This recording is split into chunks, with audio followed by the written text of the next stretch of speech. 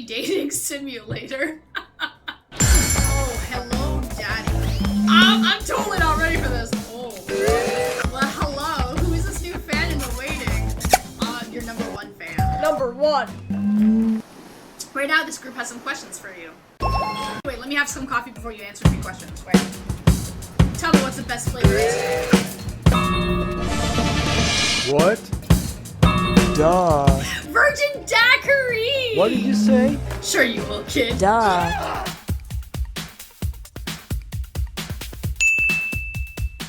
Hi, welcome to Hooked on You, a DBD dating simulator.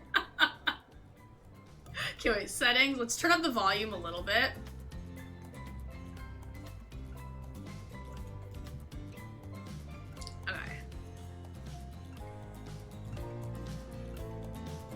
Okay.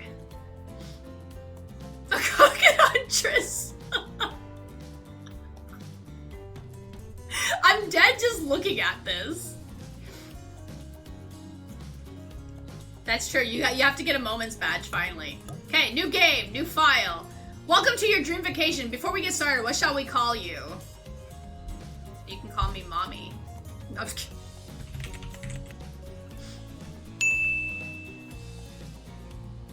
Just kidding. I'm not actually putting that as my name. You're crying without it. You can call me Mommy. I'm being perfectly. I don't even know. Mature for this game. I just gotta figure out where to put my camera once everything loads up. Okay. Because I'm honestly not sure where to move myself here.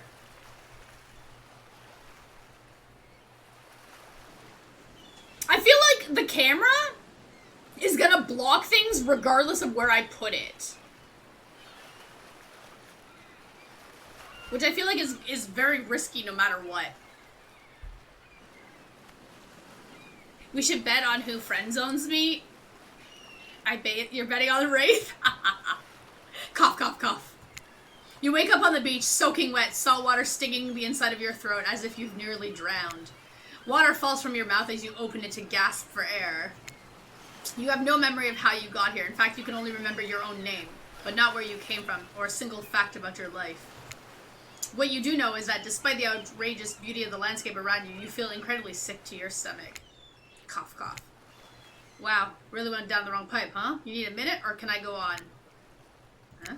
Because I can give you a minute. We've got plenty of time. Endless time, really. Huh? The ocean. An eternity, if you catch my drift. Whoa, not now. Ocean. Sorry, Aesma. May I continue? Please go on. Okay, then, as I was. Cough, cough. Dun, dun, dun. As I was saying, you look down at your feet, ankle deep in the crystal blue water of a newly arrived wave. As the ocean recedes back into the ocean, it reveals a grotesque discovery. A decomposing face stares up at you from beneath the sand. All you can do is vomit, a stream of dark bile, bugs, worms, and other ick. Arguing with the ocean? Yeah. Questions race through your mind. Where are you? How did you get here? Who is behind this incredibly charming and well-spoken voice in your head? However, answers don't come easy. Your mind is completely blank. What will you do? Run, close your eyes, dig up that face. What will I do? Run. You turn away from this wretched sight and begin to run, but the beach, it's endless. Despite how far you run, you get nowhere. Exhausted, you stop and look behind you, your footsteps erased by soft blue waves. You turn inland, considering your lack of options. You've got no choice but to walk into the brush. However, the beauty of the beach is not shared by the darkness of the palmy woods before you. There's nothing inviting about that shadowy forest. Terror freezes you in your steps. Why are you turned away? This is paradise. You're here to enjoy yourself. Don't you know? Have a little bit of fun. Take charge of your own experience. Well, that was sure weird. That voice again. Do oceans normally talk? Your memory isn't right, but you're pretty sure you remember learning as a child that oceans do not speak directly to people in spooky terms. Your mind doesn't have a chance to linger any longer on your current situation as you feel something soft bump into your foot. Oh! When you look down, you find a volleyball sitting in the sand next to you. You stare down frozen. A voice calls out from behind you. Little help, please? You turn around when you see what's waiting for you. Your jaw just about hits the ground.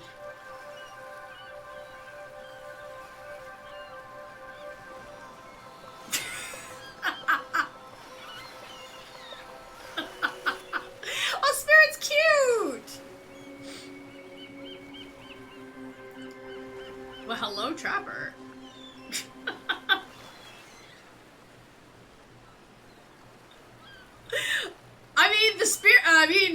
Spirit's looking pretty fine. Imagine getting smothered by Mommy Huntress there. Oh my.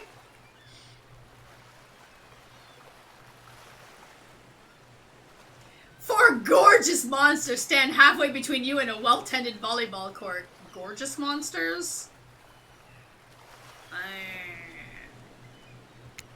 Each of them oozes with undead energy, a magical aura reaching out and penetrating you via your eyes. What? Penetrating me? What? The guy's got no chance. It's true. It's true. There's only one guy that captures my eyes. Your heart begins to race. Curiosity, fear, desire. Oh dear God. You can't help but stare at these casually dressed, let's call them killers. I don't know. Not to be judgmental, but that's just the energy they put out there. Why are they blinking? They're trying to make you nervous. I don't think Daddy Meyer is here. Yeah, I'm sorry, because, like, I'm not into the Wraith, and Trapper does nothing for me right about now. I mean, if Daddy Myers was here, I would probably pick Daddy Myers. So many competing feelings rush through your mind at once that you are completely paralyzed. Hello. There are weird days and then there's this. All you can do is look down at the ball and back up at this monstrous lineup of, well, literal monsters. Sexy-ass monsters, though. What do you do? Toss it back, kick it back, say no thanks, say nothing, do nothing. Here you go. You bend down and grab the ball. It's warm from sitting in the sand on this beautiful day. When you give the ball a toss, it arcs beautifully through the air and lands right in Huntress's hands. Oh, she's happy. Not bad, stranger. Huntress's muscles ripple as she grips it in her hand. You look her up and down and consider what it might be like to be held tightly in those strong arms. Warm, perhaps. Maybe a little sweaty, but that's okay. It's natural.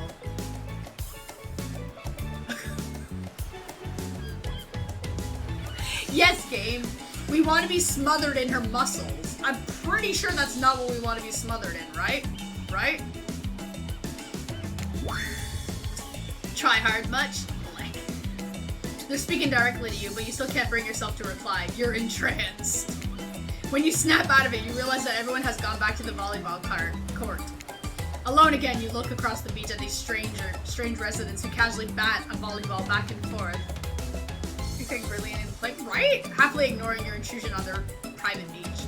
Should you be frightened, worried, excited, I did refer to them as killers, not to give too much away. But at the same time, damn, they are looking very appealing in their own way, and nobody so much as lifted a blood-soaked finger in your direction. Don't be scared, Aesma, you were made for this. Well, geez, if the Spooky Ocean's voice says not to be scared, I'm sure it's all gonna work out. With no good reason not to, you decide to head over and see what happens next. It seems like you've derailed the volleyball game just by showing up. The Trapper. You derailed the game just by showing up, nitwit. Well, that's not very nice. And I guess you're also a nitwit. Look, it's best to just go with what the Trapper says when he said it. That's a policy I hold for pretty much anyone who always seems to have fresh blood on their hands. Makes sense. Hey, don't worry about it. It's just a game. Existence, that is. Besides, you seem a lot more interesting than a silly game. What's your deal? What brings you here?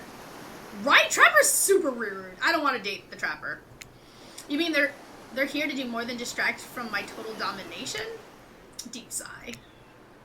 That was Wraith. That means he has done with the game too. Wraith is like super fancy. Super fancy. Trapper's dollar store Jason? Oh, 100%. I'm also blocking Trapper's face. I don't know where to put my camera. without blocking people's faces.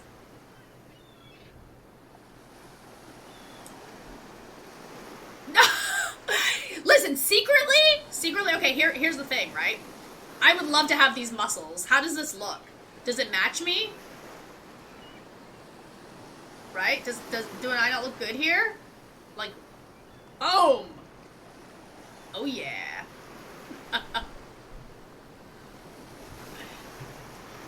Your shoulders are too high. Damn it! I tried. Just a little bit lower. Get that protein. You know it. Either that or he saw a butterfly or something. Wraith is looking kind of hot. I mean, he's looking not too bad. Look, I don't care why this slag-jawed moron is here. Dude, you really need to stop being so aggressive. I just want to know, can I kill him or not? Huh? You know what? You know you can't. At least not yet. Oh, Huntress is protecting me! You posted on Discord? Perfect. Oh yeah, not yet. Hey, Aesma, you might want to, you know, say something. Actually, never mind. There'll be plenty of time for that soon enough. Right now, this group has some questions for you. And be warned, answer quickly and answer well. Oh dear. This is the timed quiz, and it will be very important later. Okay. Very important. Okay, wait, let me have some coffee before you answer me questions. Wait. I got this. Okay, very important. Or not important in any way whatsoever. Probably not that one. I can't remember. How attractive would you say you were? I'm pretty attractive. I'm very attractive.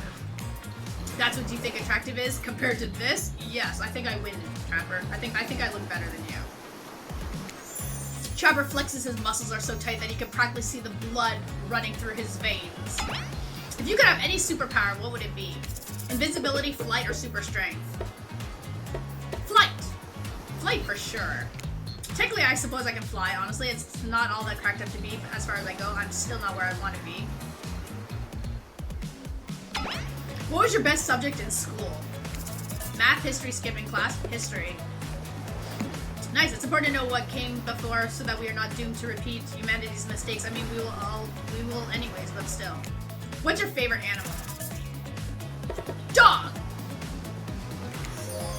You look absolutely adorable in a little puppy mask. Whoa, put your dress down, woman! Oh my, oh my. She's getting pretty feisty here. Yeah, I was like, no math. What's your favorite color? Blood red, 3-day-old corpse blue. Blue. Blue isn't good for productivity. It makes people want to be lazy. No, I like the color blue, okay? What's your dream job? Astronaut, nightclub promoter, not working at all. Nightclub promoter. I'm nervous. I don't want to die. Everyone groans, and let's be honest, the right to do so. I'm sorry! Luring folks into the dark, not just anyone can do that. I could totally do that. Best flavored of ice cream. Vanilla, chocolate, horse flesh. Vanilla! My favorite flavor is pain. I don't care your flavor. Same. Oh dear. Same here. Oh. Mine is vanilla, swirled with pain. Oh, thank you, Wraith. I think mint chip is the greatest flavor I ever conceived myself, but enough about ice cream, am I right? Hold on a second, this reminds me, am I right? Always. It's a lesson you should learn before we get too much further. Do what I say if you want to survive. Pink mint chip. We're teaching lessons now, narrator. You rascal. Kill or be killed is the rule on this island, even for faceless voices. Tell me what's the best flavored ice cream. Mint chip! So obedient. Well, I think you're gonna do just fine. I gotta listen, I don't want to die. Anyhow, now that they know so much about you, I'm sure the group wants you to start getting to know them. I'm Trapper. I pretty much run things around here. I'm the smartest, richest, strongest person on this whole island. Horse flesh, not Maurice! I don't like losers. If you want to know what a loser is, say hello to Wraith. Wow! Hi, I'm Wraith. I'm nothing like everybody else. I like nice people and I loathe big dumb idiots. Hey, what's up? I'm Spirit. I don't like most things. I don't really hate most things either. It's not worth my time. But the things I do hate, I really hate, you know? Seems about right. Trapper is 100% a child, yeah. Based on my personal observations, life is nothing but suffering, and society is a carefully calculated lie to keep everyone subservient to those in power. It's better to choose to just not take part. Jeez, it's like she was downright murdered by society. She hates it so much. I mean, most of us probably could agree society sucks. Oh, no wait, I'm remembering Spirit's story now, and that's almost exactly what happened. Hey, I'm Huntress. Don't let those bummers bring you down. There's a lot of fun to be had on this island, along with lots of love. Yeah, there is, if you know what I mean. Grow up. Grow a body. I've explained this 1,000 times. I'm dead, but I'm not literally a ghost. I just create a trail of fog. I'm not made of it. Whatever, fog body. That's not nice. He's not nice. You love it. Only sometimes. Ew, really? That's disgusting. That's why she likes it. Whoa, whoa, whoa. So Huntress and Trapper have totally hooked up before. Don't speak for me. I also hate it. Stop speaking entirely, actually. For the first time ever, I agree with Wraith. Let's move on, otherwise we'll do this all day. Besides, if I know this crew and I do, they'll want to show off soon enough. If you're done playing, let's do something else instead. How can anybody be attracted to Trapper in this game? It's true. Well, for once, I actually agree with the meathead. I say we go to my yacht. It's the massive boat dock nearby.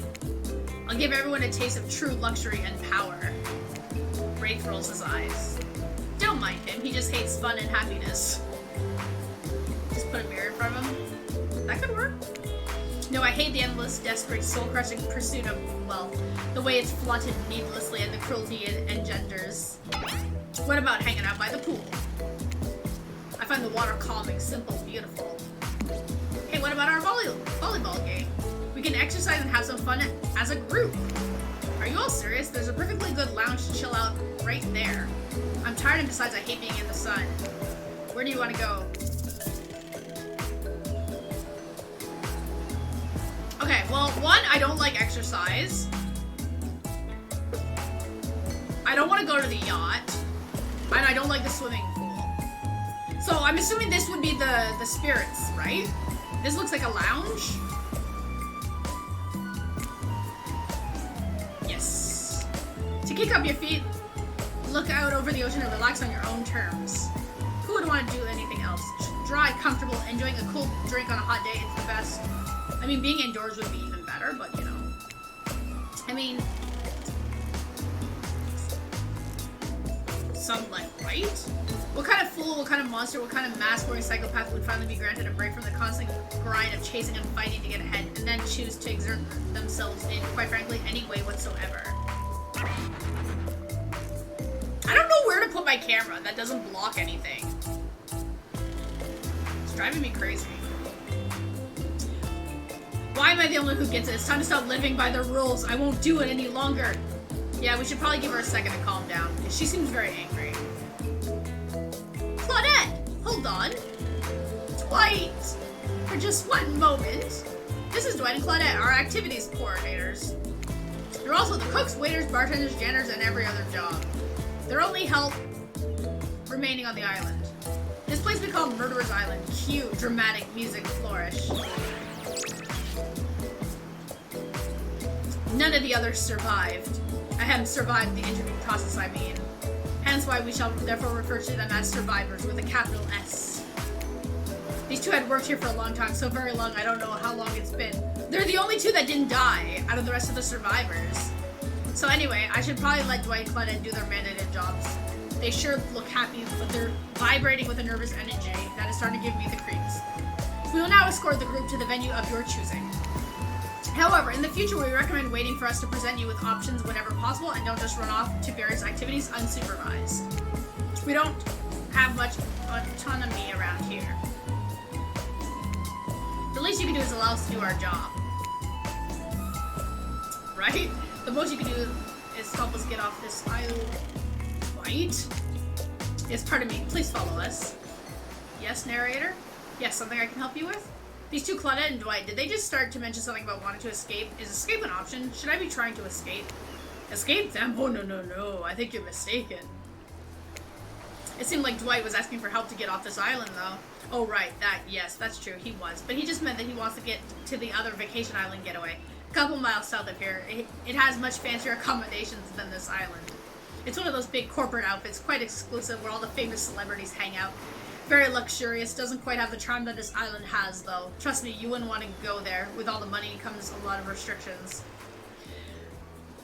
This is where you belong. Now, off you go. It's time for an activity. On this island, your decision matters mostly. Would I agree with them? Not like the other island. Not sus at all, right? So where will it be?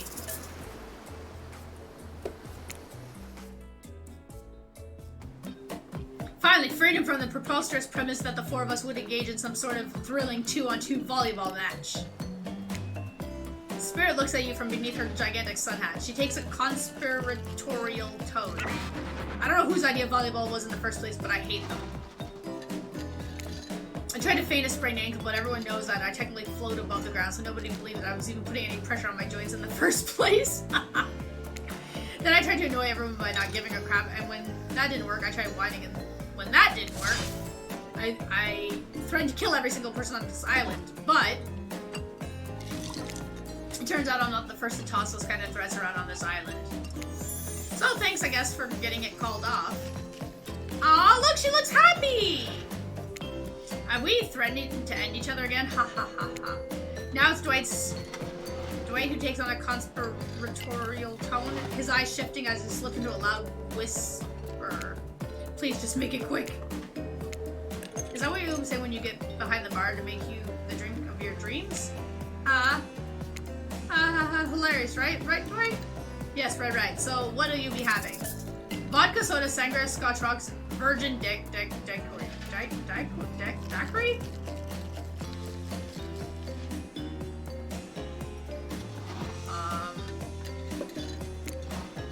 I didn't come here to party. I'm just trying to make the best of a very strange situation. I don't know about, how about a daiquiri?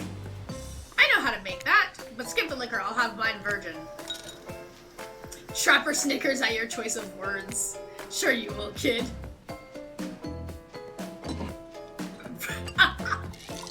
Virgin daiquiri! Daiquiri!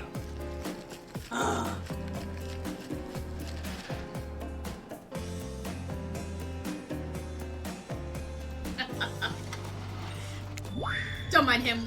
We need to soak ourselves in a booze just to please someone else's expectation. If you ask me, there's enough spirits here already. Besides, alcohol just numbs you to the painful realities of the world. I choose to face them head on. You never do something like, I don't know, hide from it all behind the world's largest hat or anything? Please allow me to ignore any fashionableness from the man wearing a doll's face as a mask. Not a doll's face, jerk. Since we've fulfilled your requests, it's time for you to return the favor. I should have known there was a catch. Icebreaker time! I swear, had I known that you pull this kind of faux enthusiastic community building crap, I'd have suggested we attempt to walk to the lowest point of the ocean before I ever set foot near this bar. Wait, will that occur to call others jerks, right? You don't think it'd be kind of fun? A little fun? Never mind, I hate it. This sucks. But it could be fine, or whatever you say. Has anyone seen my hat? He literally never seen him in a hat. We must make small talk. I'm at least picking a topic before we end up being forced to do some lame improv game that nerds learn at their non-sport after-school activities that I definitely never did because I'm no nerd.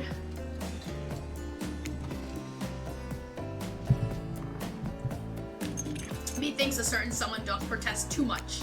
Sitting here on this beautiful sunny afternoon, warm sand beneath the cool fog beneath my severed feet. The topic I choose is books, novels, comics, fiction, or none. Reading is the only escape from the inescapable horror of life, the escape into your own mind. A groan rolls through the crowd. Not a lot of readers here, I imagine. Based on that response, they were much more enthusiastic about drinking. Considering the situation we're in, it seems an appropriate time to ask you. Aesma, what's your desert island book? The one book you'd bring with you if you were well on an island like this. Oh, and it has to be classic horror, for reasons that should be obvious. She means because there's an island of horror villains, and also those books are all in the public domain. Nothing too modern. Humanity has really gotten soft these past 100 years, so what's your favorite? Dracula, Frankenstein, Dr. Jekyll, books no thanks. Oh. I like Dracula.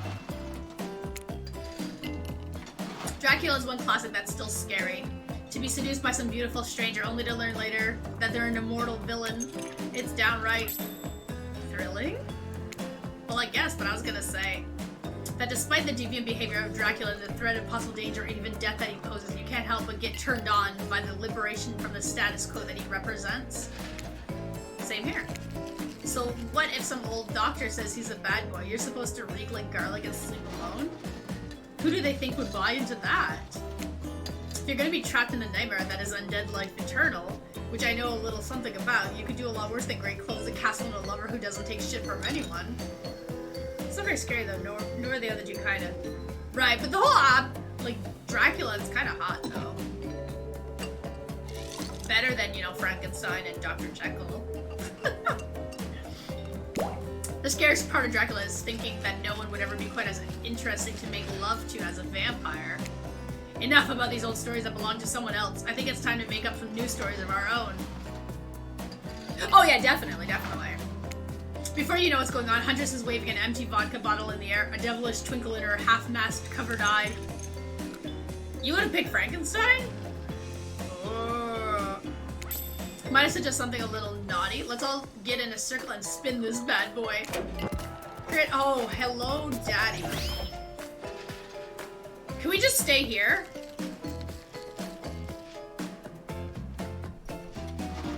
Huntress can't exactly read. Oh, boy. Trickster, isn't it a bit late to introduce a new character? I thought I was the only one who gets to make the rules, so I'm not sure who I'm asking. But I wasn't ready for this. I'm totally not ready for this. Oh. Well, hello. Who is this new fan in the waiting? Your #1 fan. Who's the spirit? Right? We're totally not trying to, like, hit on the spirit now, right? We want Trickster. Beat it, hack. No, you get out of here, Trapper. I don't know what's the harm in inviting one more person to join the circle of our game. I agree. Well, I can't stay. I was just saying it's a great idea. While also teasing the secret Trickster ending. What? No, stay. Finn, get your wife. I've got much better things to do than hang out here. I'm famous. Toodaloo. No, come back. Oh, that's such a tease. Oh, tragic. The rules are simple. First you spin, then you swap spit, that is. Oh boy. But let's be clear, this ain't a peep show. We're here to have a good time in a classy way. All makeouts will happen out of view of the public eye, real romantic-like. Yes, romance is the goal, so we'll all be waiting here in complete silence trying to listen in and use our imaginations while you make out on the other side of the farm, but not watching. What? Like adults, romantic, well-adjusted adults. Aesma, you're up! You grip the bottle in your hand, and put your fate in the hands of the empty bottle gods. Minigame consists of 2 parts. On top, a pointer which rotates in a clockwise direction, and on the bottom, a target you're going to be pointing at. This here upcoming minigame is a special minigame, perfect for the less coordinated because there is no winning or losing. Well, technically, whatever the pointer stops, that's your result. I suppose if it doesn't stop where you want it to, that's a bit like losing, but no one has to know if you don't tell them. Skill checks! I'm confused to go between just don't want to miss too much stuff.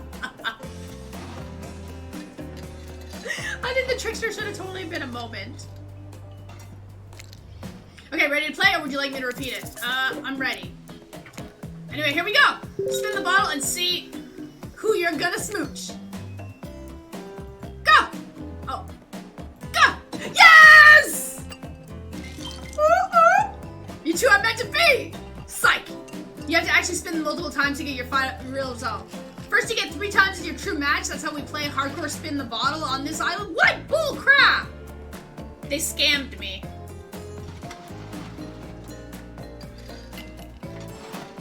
Sorry, give me 1 second.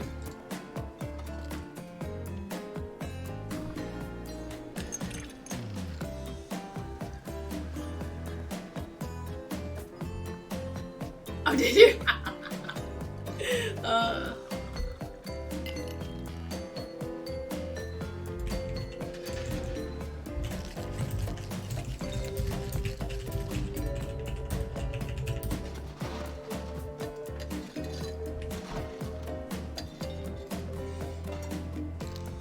Oh, this is gonna be hard. Now get your spin on. Ah! Oh, okay. I mean, that's not too bad. Not too bad.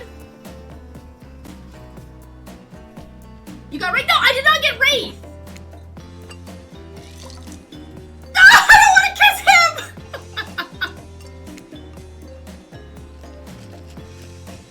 Okay, Spirit! Okay, 2 for 2!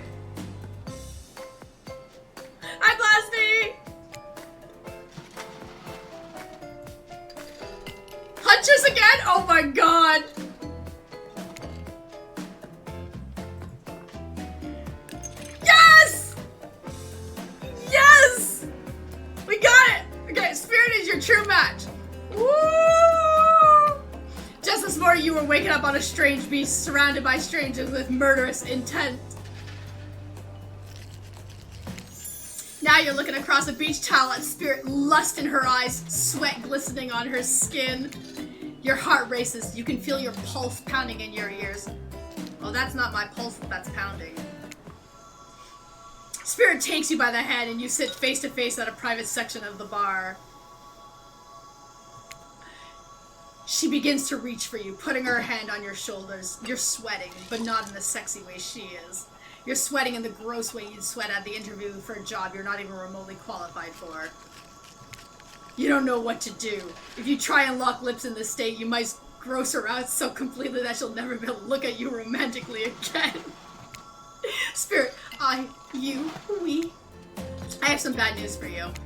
I have something in my teeth, don't I? I think it might be seaweed. I have no idea how long I was in the ocean.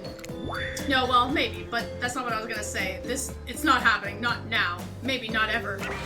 If they think I'm gonna make out with some stranger just because a bottle told me to, they've got another thing coming, and so do you. Namely, a katana. Into your heart, if you ever try to make a move under such absurd circumstances. Oh! I wasn't gonna.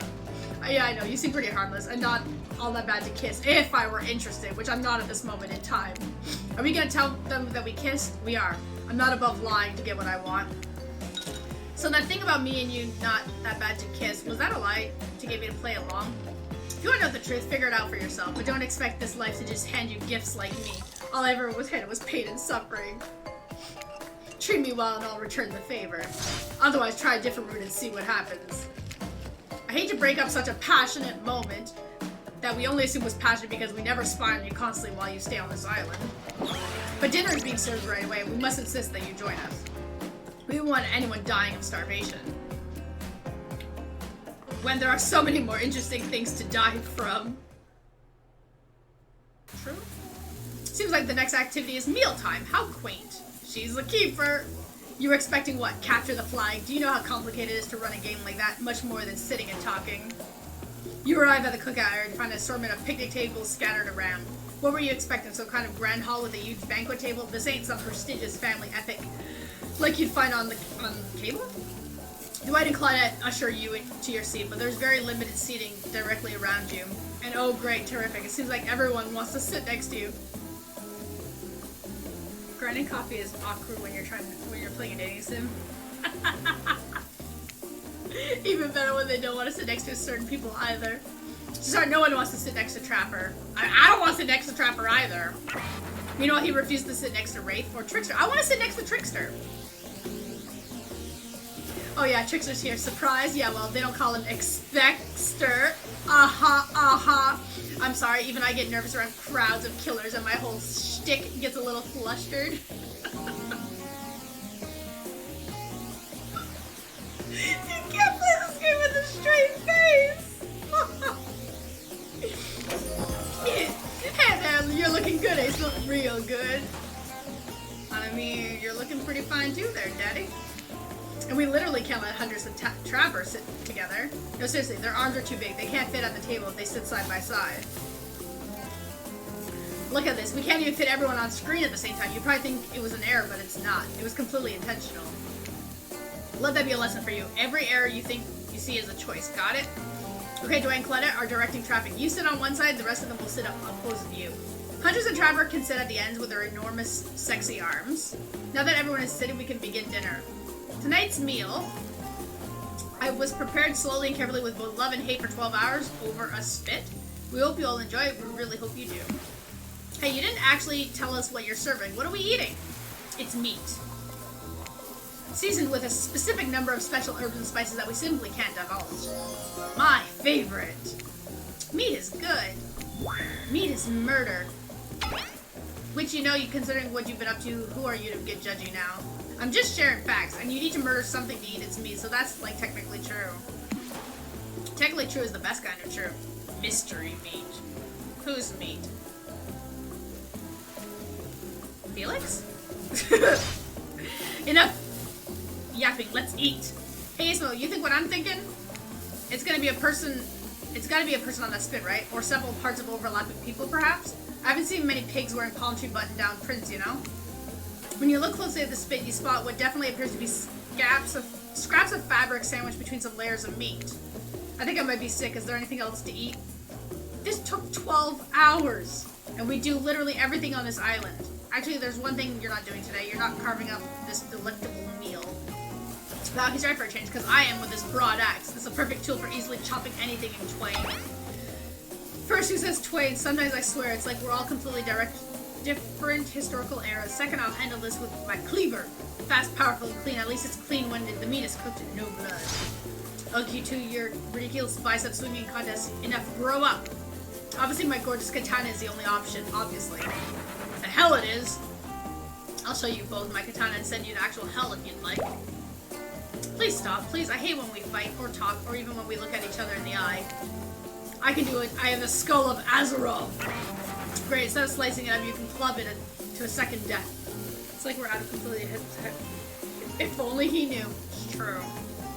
Okay, so I know this isn't what you want to eat, but hurry up and volunteer to carve up Felix. I mean dinner. Oh my god, I said it was Felix! Did I not? Oh, we actually ate Felix! I fucking knew it!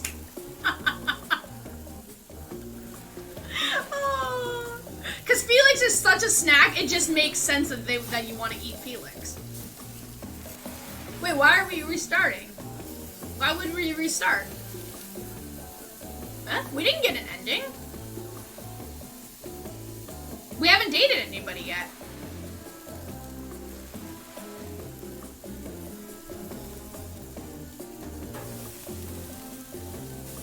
Otherwise, this will go on for hours. Now, Hopper Bully, they once argued over who had the most effective weapon for 72 hours straight. It doesn't matter which one does it. When they're done, this will take even longer cleaning the weapon, all while explaining the value of maintaining your tools. That's why they ate him, because he's the literal snack. I don't get these games. Despite being a bunch of cold-blooded killers, for some reason they're always terrified of tetanus. Hey, why don't you just carve meat? Let me carve up dinner. Splendid idea. We'd hate for it to get cold. He hated it when it got cold. Here's the machete, freshly sharpened. Oh god. Minigames consist of two parts. On top, the pointer, which rotates in a clockwise direction, and on the bottom, a target you're going to be pointing at. Sometimes the target is immediately visible. Sometimes it's hidden under the pointer arrives. Press the spacebar to stop the pointer while over the target to win. Fail to land on the target and you will lose. To achieve a perfect success, land on the start of the target area, not at the end. Ready to play, or would you like me to repeat it? Ready. And here we go! Slice! Oh fuck, I suck. You missed completely! I got nervous!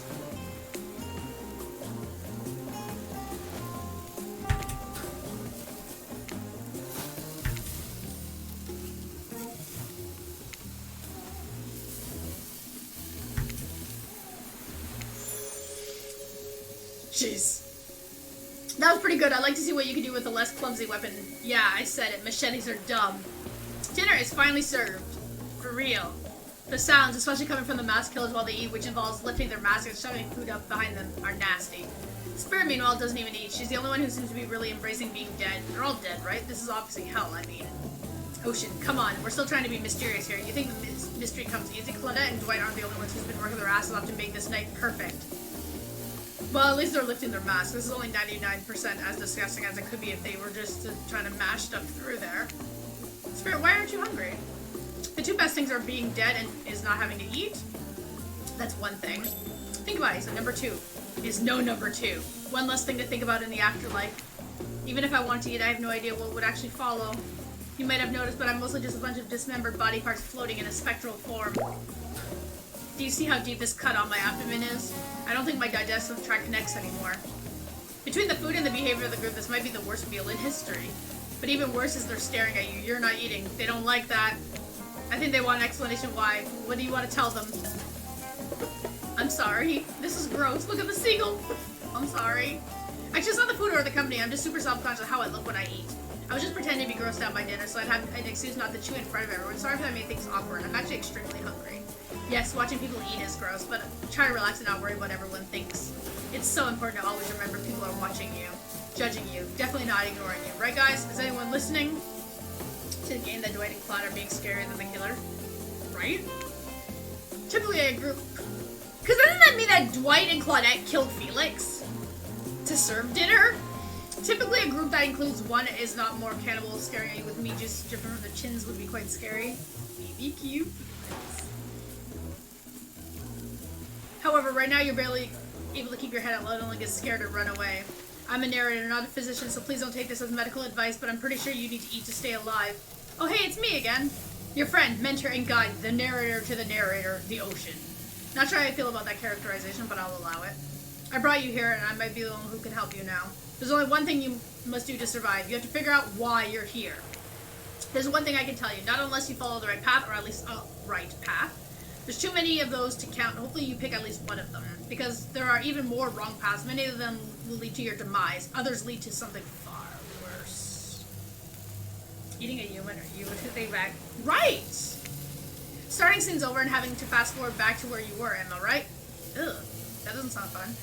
For this place holds many secrets, even from itself, but the one that truly matters can only be learned if you answer the most important question. Why are you here? Why are you here? Answer that and you'll leave the truth, the ultimate truth. Vague, mysterious, I gotta give it up to this ocean character.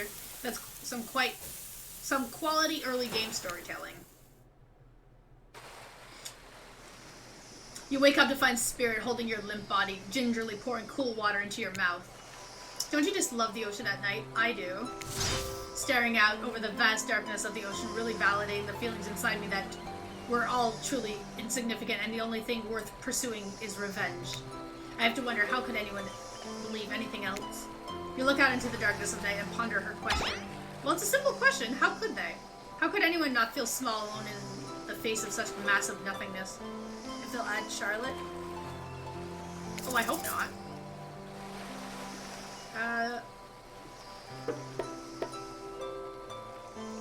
I used to feel that way, small, unimportant, alone, but lately I'm not so sure. It's starting to feel different. I'm starting to actually think that maybe this island is where I might meet someone special. You look at Spirit, who has turned from the ocean to look at you while you speak on this topic she's clearly so passionate about. A friend, perhaps, something more. I don't know what this island has planned for me. A friend? Friends are just cowards who seek comfort in numbers. I had friends once, back before I was chopped into a bunch of pieces by my father. Friends aren't what's keeping me held together. I'm floating in a cloud of rage. Oh god, I was so dumb. I was so busy trying to please everyone and be the perfect student, the perfect employee, the perfect daughter. I didn't care for myself, and now that I'm all I've got. Worst of all, I got distracted from my true purpose, my destiny. The purpose that was sitting inside me the whole time. So this might sound a bit chilly, or silly. But Spirit looks around to see if anyone else is on the beach. When she's convinced that it's only you two, she continues. There's a dragon that lives inside of me. I've always known, but I've tried to ignore it. When I couldn't ignore it, I tried to push it down. I'm so stupid. You're not stupid. That sounds badass. Right? But I didn't let it out, and then, you know, chop chop. And now that dragon is pretty much a one-track revenge beast. But enough of me. What's inside you, stranger? No dragon, just a lot of fire. Nothing but darkness.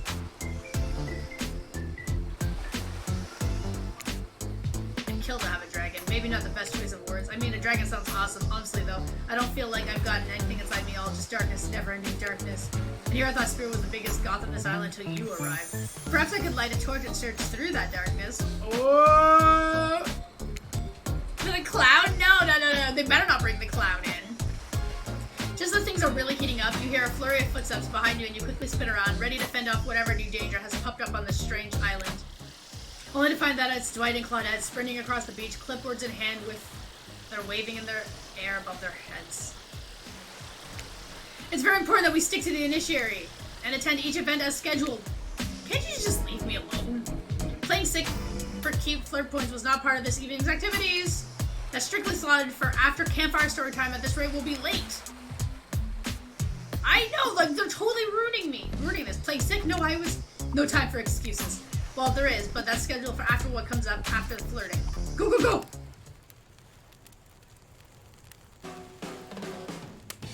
Oh my god.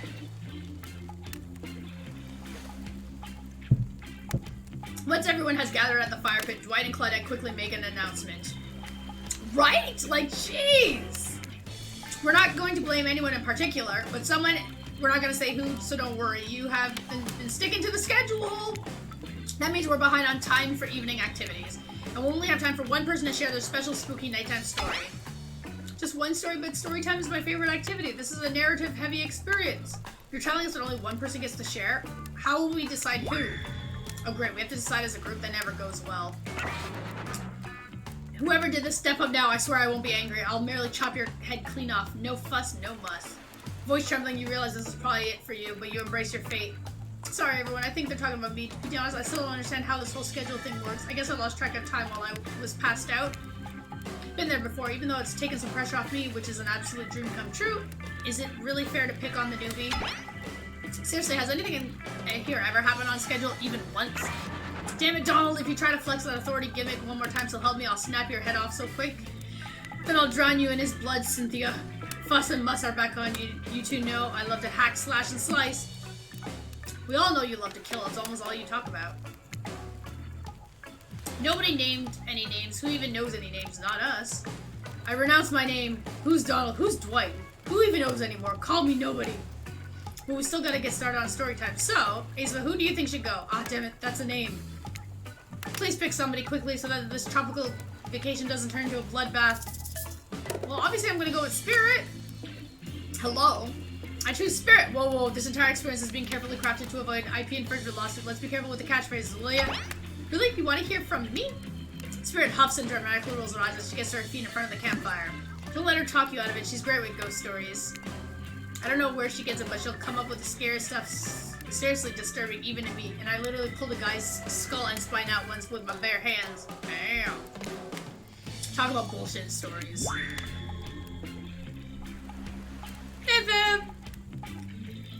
I think it's going fairly decently. We're not dead yet. If everyone else is gonna chit-chat, then I could just come down and Hunter's eyes goes red behind her mask, and both Trapper and Ray take their seat. They know when it's worth fighting and when it's not. Ahem, well, I hate to break it to you, but tonight's story isn't scary. It's a romance. Too late now, though. I was selected, so I'm gonna tell you my story. I call it The Prisoner's Kiss. You notice that Huntress and Wraith are both sharing a giant tub of popcorn. Nobody offered you popcorn. It was a dark summer night. Warm rain seeped from the sky like blood from an old wound. Detective Hota, a celebrated investigator and renowned hostage negotiator, was called to the scene of a strange occurrence, unlike anything she had ever seen before. Another heat wave? Ugh, that sounds horrible. When she arrived, the scene was chaotic. Crowds had begun to gather. A dozen other officers were doing everything they could to keep curious onlookers away, but how could anyone resist wanting to know more?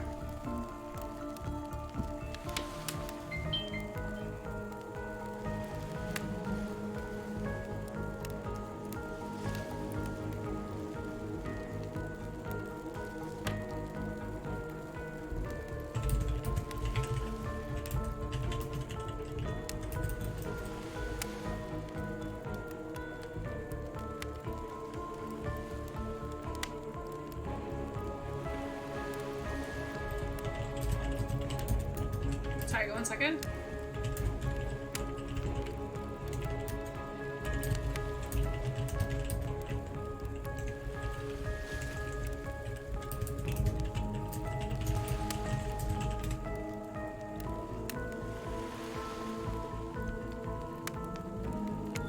For there in the middle of a busy market has appeared a giant box, strange, alien in its appearance, and massive in size. No one knew how it got there. Was it delivered, built on site, in such a busy area? How could something like this just appear? A mystery it was, as if conjured by magic. But this was no illusion. The huge box was very real, and someone was trapped inside. Spirit pauses her story to look from face to face of each audience member. She has no expression, but you feel her vibrating with energy. She's in her element. Help me, cried someone inside the box. It was a man, terrified, trapped, imprisoned, his voice trembling. By now, it was...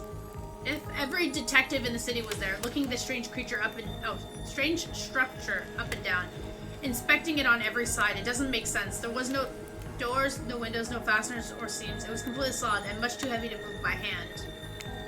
Solid, that is, except for a single small slit, just enough to see the bloodshot eyes of the prisoner trapped inside. I don't know what happened. I woke up, and here I was. I'm so scared. Please help me, cried the man, as if pleading for his life. No stranger to tense situations, Detective Hoda comforted the man. She used her training to calm him and buy time for the other investigators. However, time did not bring clarity, only anxiety, as the night dragged on with no progress opening the box. And as the night grew longer, the sleeping rain puddled on the ground. The man inside grew more desperate, more sad and lonely.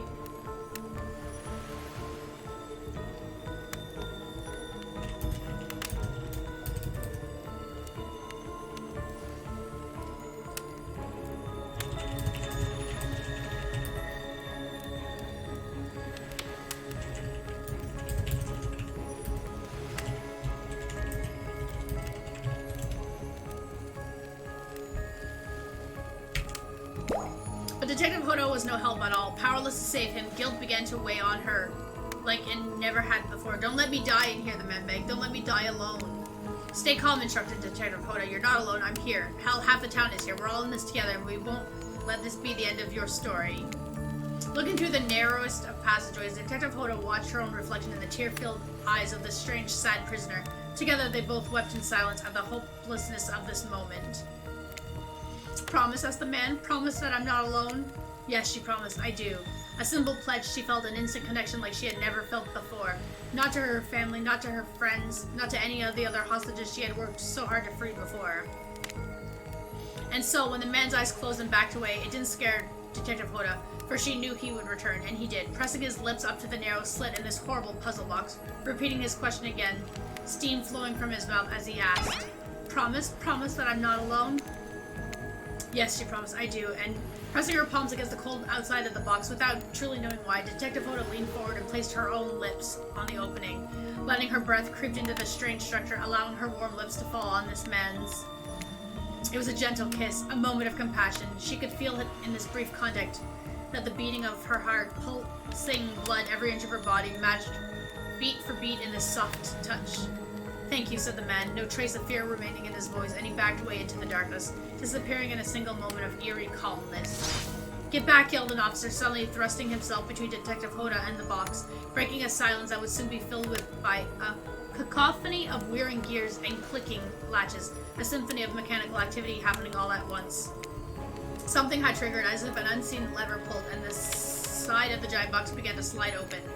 Detective Hoda gripped her flashlight tightly and pushed forward into the foggy interior of the giant box. Her feet splashed in the puddled rainwater, her heart racing as she swept her light from side to side. And that's when her eyes landed on the man, or at least landed on what should have been him. There, in the corner of the box, was a pile of pieces, like parts of doll, almost pulled apart, or perhaps it's just how Detective Hoda had to think of him in that moment to survive. A collection of segments, limbs, and pieces, disconnected from one another, cleanly severed and placed in a neat little pile. And atop the pile a head, cold, pale, eyes open, lips an icy blue. Spirit stares at the fire, her own expression lifeless, her lips blue, tears fall from her chin and soak into the sand at her feet. You're blown away by the story, and it's safe to say you're not alone. Everyone else is looking into the fire or up at the sky, anywhere but at Spirit. It was you who chose her, you who initiated this harrowing tale. So sad, so creepy, so sensual. She really went into great detail when it came to describing that kiss, too much detail, and now no one is sure to act. Dwight and Claudette are staring daggers at you. You have to do something. The game was supposed to be a lighthearted romp. Please, I said, do something. Say nothing and hug her. I mean, those slow claps, hug her? I mean, I don't know. Fuck it. You stand up and without anything approach Spirit, reaching your arms around for a hug.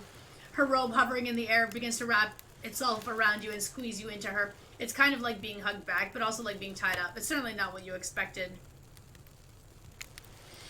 Instinctually, you pull yourself away, but it's an awkward movement and you nearly fall over into the fire. Spirit says nothing and floats away without so much of a goodbye. You, meanwhile, realize everyone had just watched this truly strange interaction from the corner of their eyes. On that note, everyone decides it's time to take a break and split up for a little bit so that they can all have a moment alone before bed. Of course we had to go with the hug! Everyone leaves and you're alone by the fire. The only thing you hear is the ocean slowly lapping against the shore. And if you are into the tide, please move. This is nice. A true moment of peace and tranquility that lasts for all 7 seconds because Trickster shows up and he's blaring his latest song. Hey baby, you look lonely. Mind if I join you? He doesn't wait for an answer. I know you've been hearing from these guppies all day, but I want you to hear something from a big fish like me. Something special those in charge of this island don't want you to hear. I am the ultimate catch on this island, the only lobster in an ocean of sardines. No one can give you what I can. You just have to find me. Come find me, baby. It's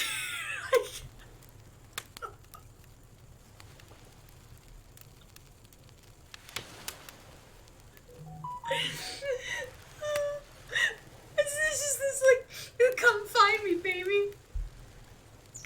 Trickster leaves. You're a bit confused about what to make of his cryptic clues, but you aren't going to get any time to yourself to think about them just yet. Spirit approaches you. You know, I was watching you while I told my story.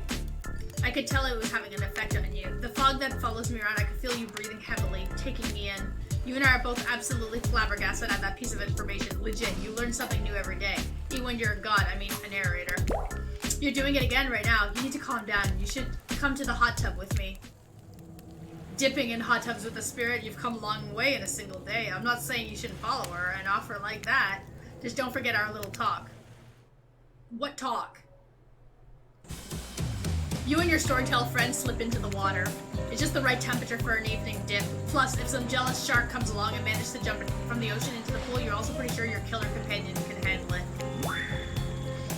I just want to be totally clear, even though that story bore some similarities to my life, it was not about me in any way, shape, or form. Not symbolically or not metaphorically, not any other article.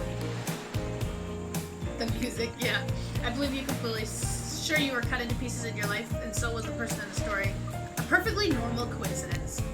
Sure, you're on this island trapped, one might say, in a most puzzling place. Also, completely regular coincidence. And sure, his lips were blue, your lips are blue. Really? You'd call this blue? Searching for answers, hoping to find revenge. Okay, so the simulator stopped there, I guess. Did you? Coincidences. Sorry, the coincidences. Get this through your head, whoever you are. Samurai blood runs through my veins. Oh well, it was coagulated by now. No need to sweat the details. Regardless, I'm a descendant of noble warriors. Thousands of years of training with bladed weapons preceded my entrance into this world. Do you know how many swords that is? A lot. You gotta figure out with that many sharp edges, a person is bound to get disconnected from a body part here or there. She's got a point. The truth is, and I wouldn't typically share this, so don't go blabbing about it. I dreamt that story. I was like watching a movie in my sleep when I was just a little girl, years before my father sunk his blade into my skin. I've never been able to shake it. That's a very adult story for a child to dream. Do you believe me? Yes. I know we just met, but yes, I do believe you. The way you hold that story, it clearly came from someone who plays me. Fool!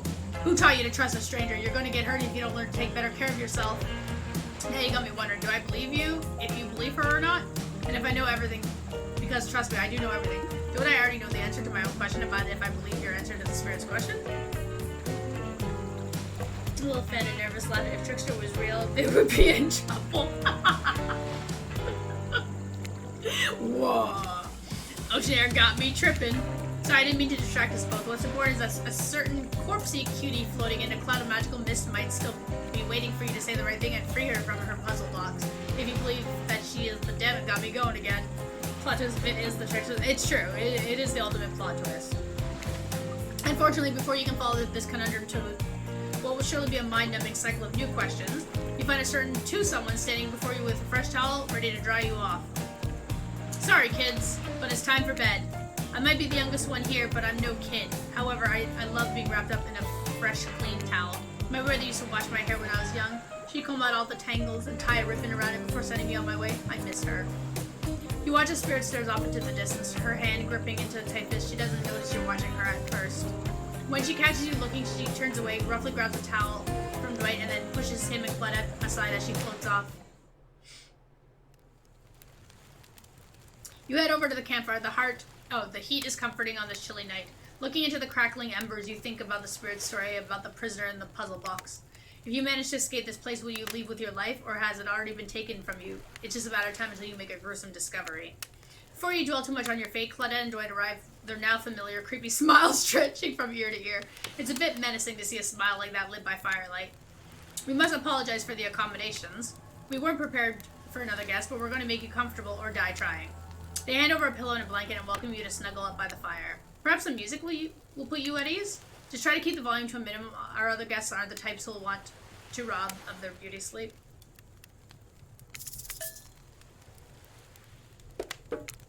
Ready. Anyway, as you relax and look into the fire, the radio begins to fuzz and flicker. You examine it and decide that you might be able to adjust the dial to fix it.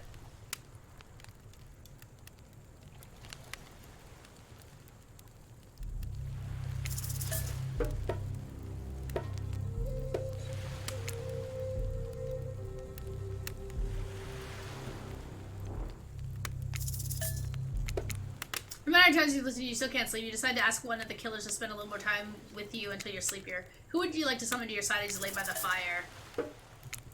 Spirit, are you around? I was wondering if I could get a little company. Spirit tells you her secret for falling asleep when she's feeling restless. I like to listen to flute music, dab on some essential oils, and steam my pores. Really? What? Even the dead like to relax. I don't really have any of those things around. Whoa. Spirit reaches out and presents you with a unique item. It's a small comb carved from bamboo.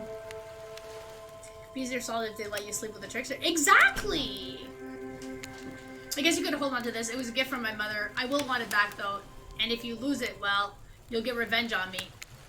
If it's the last thing I do. You finally start to feel sleepy, except maybe this isn't really a sleepy feeling. Maybe you're paralyzed. You try to keep your eyes open, but you can't. Darkness overtakes you. The dark voice from earlier speaks to you again. It shouldn't still be as spooky, but now you've had a whole day of strange voices in your head, but this one's still undeniably odd. The human body is made up of 60% of water. Did you know that? Of course you did. Everyone knows that. Even amnesiac video game protagonists. Well, guess what? Drink as much as you'd like. You'll never get to 100%. You hear me? Don't think I know. I don't see what you're up to. You wake suddenly to see someone looming over you. Trapster. Trapper is sitting beside you, sketching a portrait. Oh, you're awake. I saw you with the spirit before bedtime. You should know they're not what they seem. Not like me, who is obviously completely honest and trustworthy. I was checking out to make sure you weren't sleeping near one of my... Actually, never mind. Just be careful where you sit. But since I'm here, I'd like to share two things with you. One, I do not take rejection well. Two, the first thing is very important to remember. Were you drawing me? Trapper doesn't answer. You aren't drawing stink lines radiating out from me, are you? Still nothing. I'm fusing two killers. My brain can't handle what's going on right now. Look, I'm not an easy guy to get along with, but I'm an easy guy to spend time with. That will make sense if you choose to spend time with me tomorrow. The rest of the scum live like rats. They wouldn't know a good time if I bit them on the ass. I mean that literally. Point is, if you select me, you're in for a day of luxury, extravagance, and fun. Yes, I said fun. And if I don't pick you, remember what I said earlier, or it might be the last thing you ever forget. But hey, you're tired. Get some rest. Sleep. Maybe even sleep well if you can. Just try not to roll over to the about 15 feet to your left. Finally alone for real this time, maybe. You drift off to sleep again. Hopefully you're not poisoned. But I don't want to spend time with Trapper.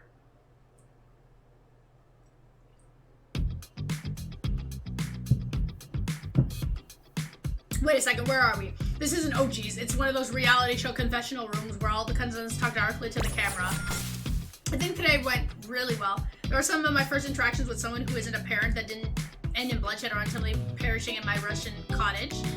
So I'm counting today as a win no matter what happens. What do I think of the newcomer? Do I have to say? Oh, I do. Attractive, mysterious. I really don't know many other words since I was raised by my mom in the woods until she was skewered by an elk and I had to wash her trails off my sarafan. That being said, the other three should make sure they're on their guard. I don't know who is a newcomer and will want to spend time with tomorrow, but I for one will not let my guard down easily. Who knows about the others? Here. Wraith, I think, knows more than he's letting on about this place, but he's a hard nut to crack. Meanwhile, Spirit is just screaming all the time, major buzzkill. And Trapper? Oof. Where do I even begin with Trapper? He's buff, sure, but daddy issues much? Sheesh. Look, I don't need anyone. I've been perfectly fine on my own since my mom died. I eat a fine diet of raw deer, bear, and human. I'm fit as a fiddle. That being said, something about this newcomer makes me think I might be missing out on some huge part of this thing called life. Look, I'm always full of rage. The key is knowing how to control your rage so you can use it. I'm a master of self-control, and right now I'm using all the self-control I can muster. Because today was a disaster. Let's just say I didn't love it, huh? That was funny. Laugh. I said laugh, damn it. Anyway, I'm planning to kill this idiot. Don't tell them, though. I want to lead them on a little more. It'll make it that much better for me when they're screaming. I don't really care. This island is full of people who don't really like me, so what's one for? I don't want to get distracted from my plan anyways. I know that everyone thinks of me as a beautiful, cold-blooded monster. I can't help it. Circulation just isn't my thing. I don't choose to be cold. This cute hat and robe, okay, those are a choice, sure. If someone were to come around and capture my heart, at least that beats being stabbed in it. Besides, if I'm gonna get bloody revenge on a society that used me and threw me away, maybe it wouldn't hurt to have a little help.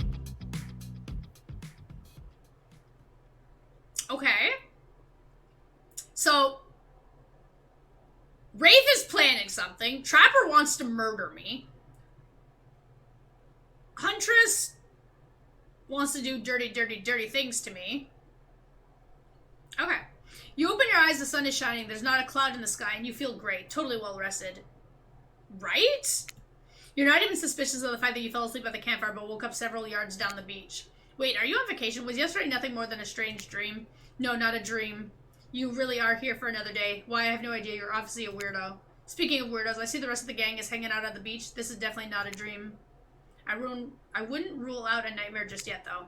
At least they make for a sexy bunch, no? They talk about sexy. Here comes Trickster carrying coffee. Morning, beautiful. I thought you'd like a nice cup of joe to start this incredible day off right.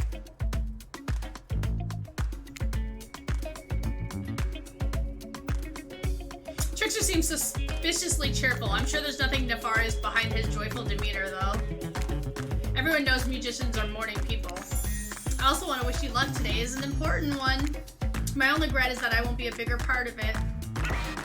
Budgeting issues. Also, I am just swamped with engagements, especially on the other island. Trickster winks at you. He wants to ask him how to reach... Oh, if you want to ask him how to reach the other island, now is the time. Never mind, he left. Well, at least he brought me a cup of... No way, don't drink that! What the hell was that? They don't call him Trickster because he's good on a skateboard, and he definitely didn't get that name because he brings people drinks so they can have a good morning. I mean, it's interesting. It's interesting. That was almost certainly not copy, and I don't want anyone casually poisoning, imprisoning, and torturing you yet. This is supposed to be a tropical paradise, the type of place you give a 5 out of 5, 10 out of 10, 2 thumbs up review to, not an eternal prison of pain. But please make sure to leave a review. It really helps with the algorithms. Right? I need help with the algorithms also. Just trust me, I'm looking out for you, so please move on. Hey, wait a second. How did a possibly omniscient, possible unreliable narrative physically just knock that coffee out of your hand? This is not Parliament, and the floor does not recognize the ocean to speak out of turn at this moment. I need no recognition, for I am the ocean. I dominate the land. I submerge those who defy me and become their watery grave. Actually, speaking of graves, I would like to say something of grave importance. Fine, go ahead. Even in this place, an eternal prison of pain, and I'm not saying it is, even a place of extreme horror can still get a 5 out of 5, 10 out of 10 thumbs up review. If it was crafted with love and or that's the typical thing you're into. Good point. The ocean is right. A lot of hard work goes into a place like this.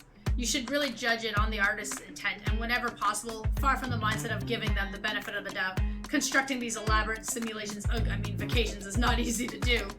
Sometimes there are just some small bugs or inconsistencies, but that's just the nature of the process. Perfection is overrated. The universe is filled with mysteries. We ought to celebrate those who venture to bear their souls as part of the creative process with the ultimate intent of making things for our enjoyment, not to be overly critical of them. Are you two trying to sell me on this place actually being good? You don't have to say it like that, especially after I saved you from that poorly made cup of coffee. Sorry, we should have been here 5 minutes ago. They always do this on the second morning. Sad, really. Even they do make some great points. Oh, sure, they make great points, I agree. Can we please move on? This, of course, apologies, Aesma. The last few minutes aside, have you been enjoying your time here on the island? I've been having a lovely time. It's been entertaining. I'm not suspicious there's a no-no option. It's been entertaining. How else can I describe my stay on this island besides really entertaining? Wow, 10 stars, here we come! Can someone remind me to skip this section next time? Nope. We do need to ask you one more question though. We all had to sign away our rights to say anything negative about this place. Would you please sign this non-disparagement agreement? Yes, I would hereby agree to participate in a verbal contract stating that I, Aesma, will never have anything negative to say about my stay on this island. Perfect. Delightful. Excellent. Yes, yes. Hey, Aesma, it's still totally cool if you have constructive feedback. The place to leave that it is in a positive review, because we all know that nobody reads negative reviews of games or resorts like this. Anyway, I see Dwight and Claudia have gone into a trance, and with the grumbling I hear from your belly, that can mean only one thing. Breakfast! I agree. Perfect timing. Everyone rolls into the dining area to land up those sexy little bellies with pancakes and bacon, and so much for making these beach bods. We're all half naked in a tropical paradise. Can we get some strawberries here? A yogurt, magic powers will get you so far. Even killers watch their sodium intake. You take your plate and sit down, thinking about yesterday and the whirlwind of feelings you experienced. Danger, dread, disorientation. It was like going through puberty again, except all in one day on a beautiful and mysterious island. It looks like you're not the only one doing some introspection, though. Trapper stands up to talk about how his day went, in case anyone was wondering. Probably I wasn't. I can't imagine you can make me any angrier today than you did yesterday, but I really hope you do. I really, really hope you do. Unrelated. Anyone see where I left my cleaver? Just kidding. I always know where my cleaver is. Well, that was bizarre. Back to your break. Nope. Now Hunter steps up to talk about her feelings. At this point, anything could happen. I'm open to all possibilities that this strange island has in store. How open-minded.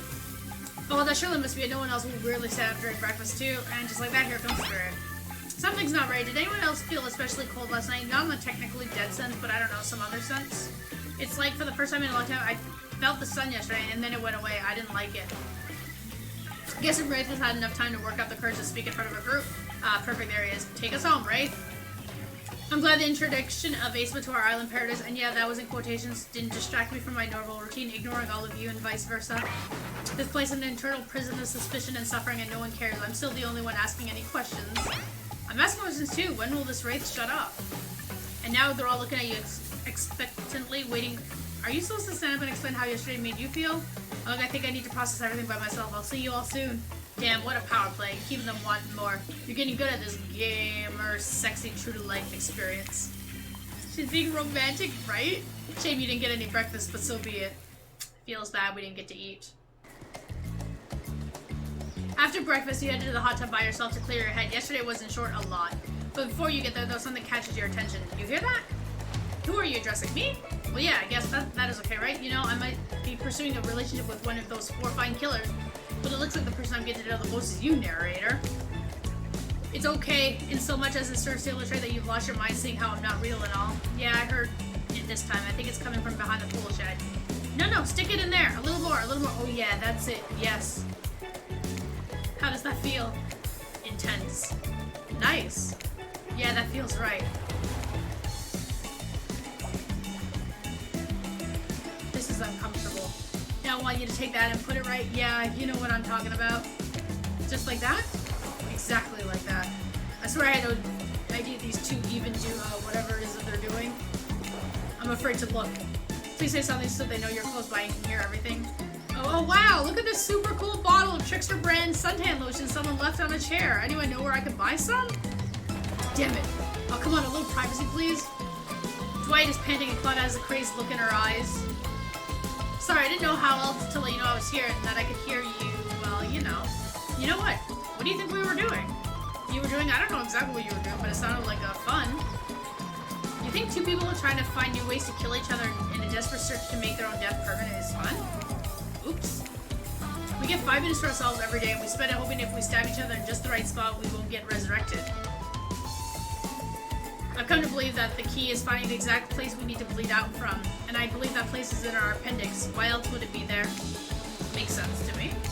Did you actually think we were me and him? What? Ha ha ha ha. You don't have to laugh that hard, they get it. Ha ha ha ha ha.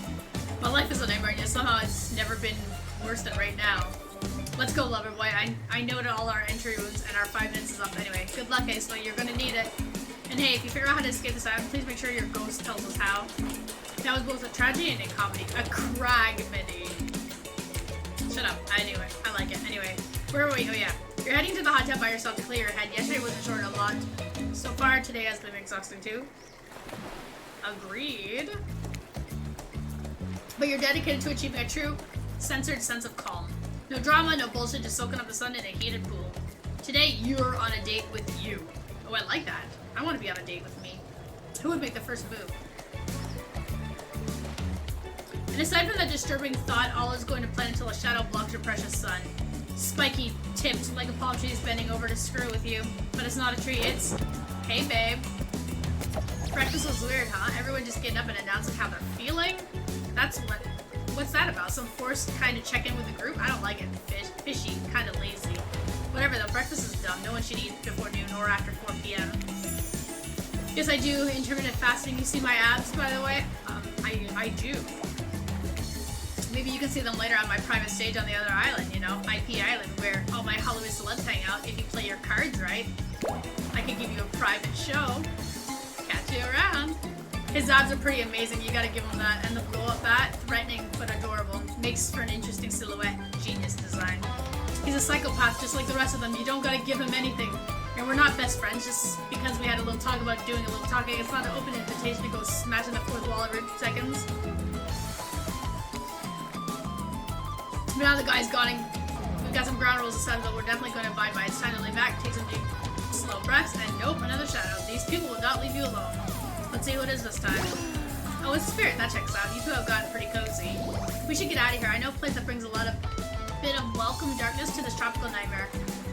Best of all, I'm the only one that seems to know about it, so we won't be bothered there. I don't even know why I'm telling you, really. It's my private spot, but I guess I've got a feeling that you'll appreciate it the way I do. Not like these other killers. They get me. But I'll get them. Oh, I'll get the ball, and then I'll get my father too, and I'll punish him for what he did to my mother and me. Spirit radiates a menacing aura, waving her sword around in the air as she threatens. While the entire universe is scary, more than a little hot if you get turned on by menacing. Look at this time on Murder's Island has got us both a little confused about things. I'm choosing to lean into it. I suggest you do the same. You've seen her get mad, which is probably enough to scare you into compliance. But you've also seen there's a more sensitive side hiding within her. Which one do you think will win out? You consider her offer, but before you can decide if you want to go off with Spirit, the Huntress interjects. I guess you could go off with Spirit today. She seems pretty cool, actually. I think if we weren't here on this island vying against each other for your attention, we might actually be friends. We might have something though, you and I. I couldn't let you go off to her little goth lighthouse without speaking up first. Yeah, I know her secrets, but I see everything through the holes in this adorable mask. So my offer stands. We can still hang out today. Plenty of room in my cabin, wink wink. It's pretty much cute that Huntress thinks she has to say wink wink out loud. The mask barely hides her face. Tough choice. You weigh your options quickly because you can only go on one date today, and you also don't want to be hacked to pieces for saying the wrong thing. It's also good to remember that these are all cold-blooded killers, but you know that they say, when life gives you lemons, you make lemonade. And then die a horrible, wretched, rhythm death after drinking because lemons were poisoned all along. Sorry, this island has really got me tilted. So who will it be? I gotta go with Spirit. You made the correct decision, but you know, just because you picked me doesn't mean I'm going to slobber all over you like a dog, understand? Well, of course, you've still got a lot to prove to me. I want to believe that our connection is real, but I've been hurt before, literally, with a katana. A katana that I now wield in spectral form. You feel me? Because you will feel me if you try any of that macho trapper crap. I feel you! Before you ask Claudine, do I declare clarify, I'll just let you know that yes, it is too late to change your answer now.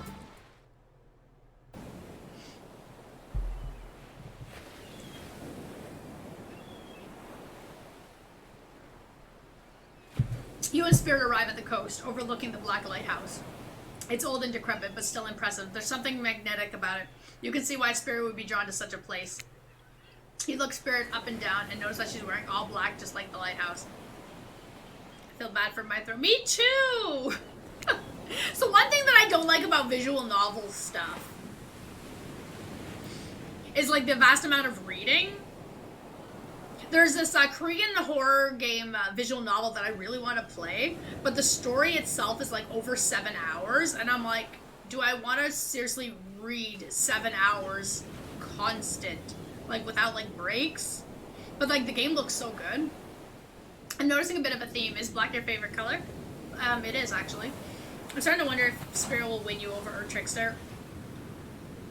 Listen, I'll say it straight up. If they suddenly throw the Trickster option at me right at the end, I'm going Trickster. Which then I feel like a complete ass, since we've been Spirit this entire time. But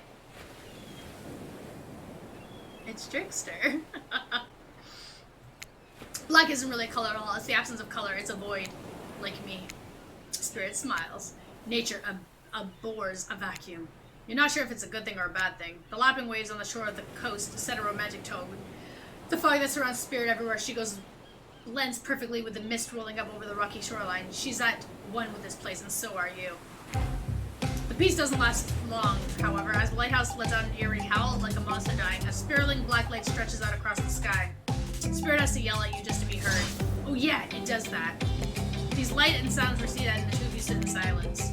Spirit lays a towel down and then pats it on you gently. Clearly she wants your company, so you oblige. When you do, she takes out some sunscreen and hands it to you.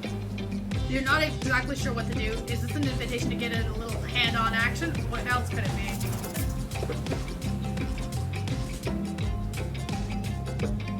Thanks. I forgot to bring my own when I lost my memory and fell into the ocean. No problem, I figured as much. Spirit turns away while you slather lotion all over your body. You need any help reaching those difficult spots?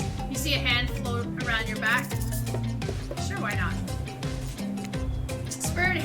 Spirit's hand on your back is ice cold, but she has a soft touch. When she's done, she takes care of herself. You watch as Spirit apply sunscreen to herself in the most unique way by floating her own hand around her back to spread it on. Comment on her floating hands ability. The fact that your hands just float around, you like that, you can reach things way easier than I can. It's almost like you're some kind of superhero. I'm glad you got a kick out of it. Floating severed limbs is the type of superpower you wish for as a kid. Much rather be able to read minds. Maybe then I'd understand why some people act the way they do.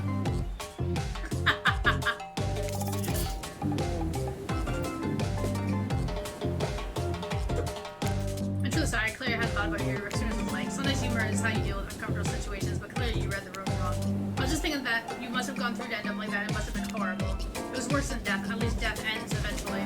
But I wouldn't want to forget. It literally made me who I am right now. Truth is, I could pull all these bits of glass that are stuck in my flesh out right now if I want to, but I don't want to. Each shard is a reminder of what my father did to me and what the world did to him. That's why I refuse to play the universe's game. I hate the idea that I'll be forced to succumb to pressure the way he did in the end. The way that anger filled him up and then came bursting out. The way his misery flooded our home and drowned us all. It's hard to think about revenge. The dragon inside me is doing to me what the world did to him. I have to fight it even though it gives me strength. I must maintain control. I'm totally reading what I want to read, yep. My brain is gone. You're stronger than I ever... Oh my god, you're stronger than he ever was, I'm sure of it. I appreciate that, Asma.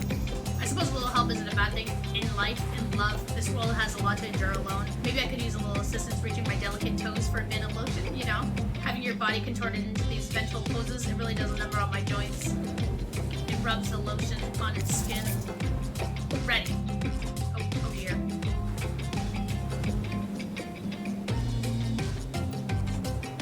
Perfect. Perfect.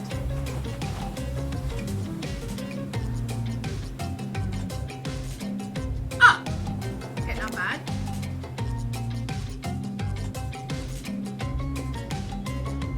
Oh! Ah! I'm sorry. Well, I suppose that the lotion made it to where it was supposed to be going eventually. And you weren't too incredibly wasteful. I'm not a woman who believes in rushing through things just to get them done. If there is a next time, I'm sure you'll do even better. You look up at the lighthouse, it's ominous dark from hovering above this moment between the Spirit and yourself.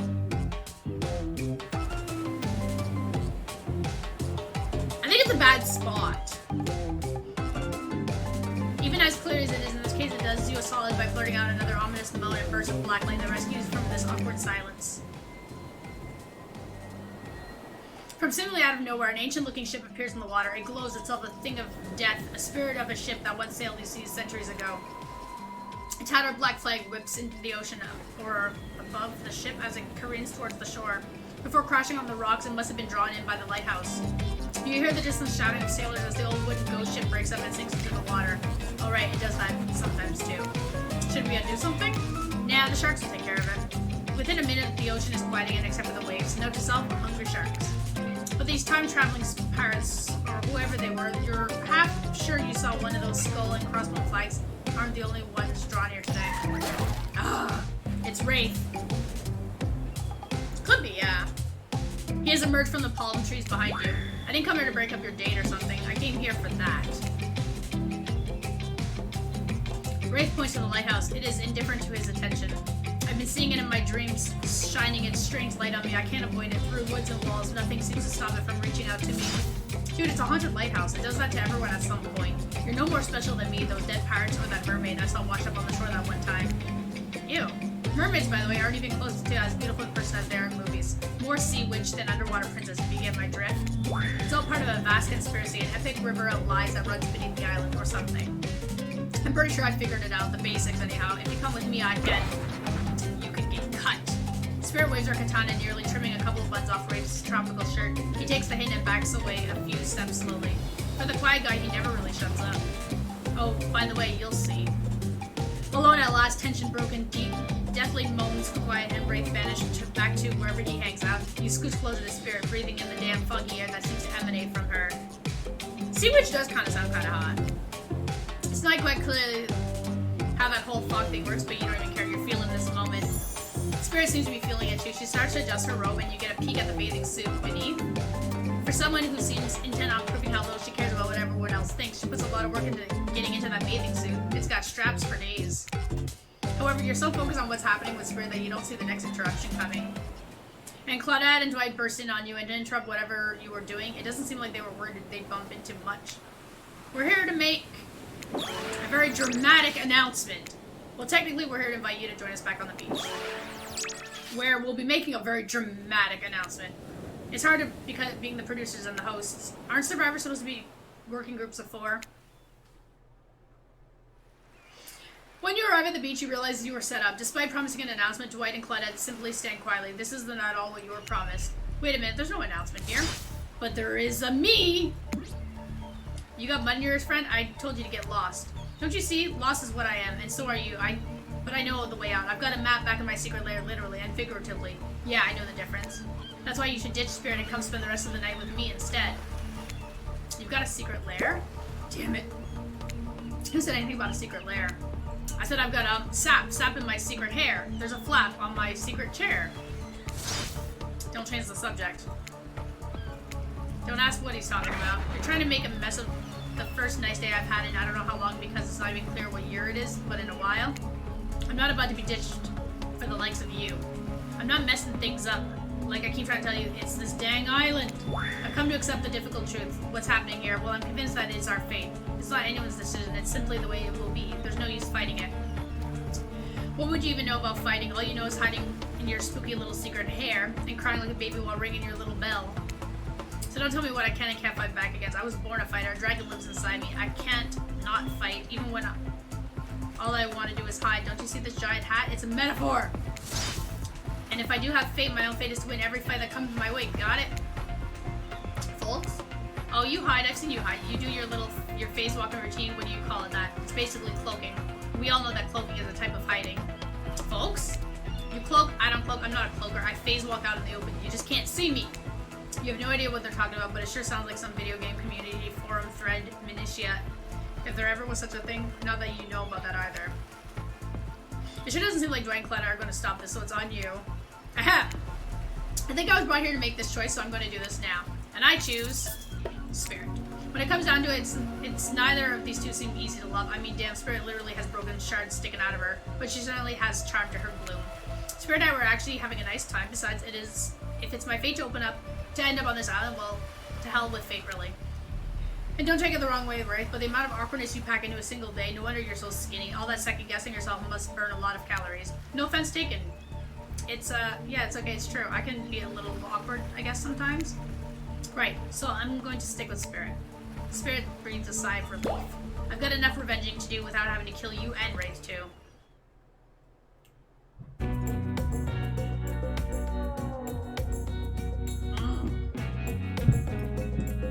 Spirit walks you around a corner to show you something that she discovered in this place and knew what was meant to be connected with her journey, a cherry tree. You broke his cloaky heart! It is just a small sapling, but it's begun to sprout flowers. It doesn't make sense to see a cherry tree here in this place. It also doesn't make sense to see a ghost in a black bathing suit, so you just accept it. As Spirit steps up to the tree, a cold breeze pulls the petals off and they begin cascading through the air around both of you. Oh, it's so romantic! You know the meaning of the cherry blossom? They're beautiful, but also quite symbolic. Of course, like all good symbols, their meaning is pretty complicated.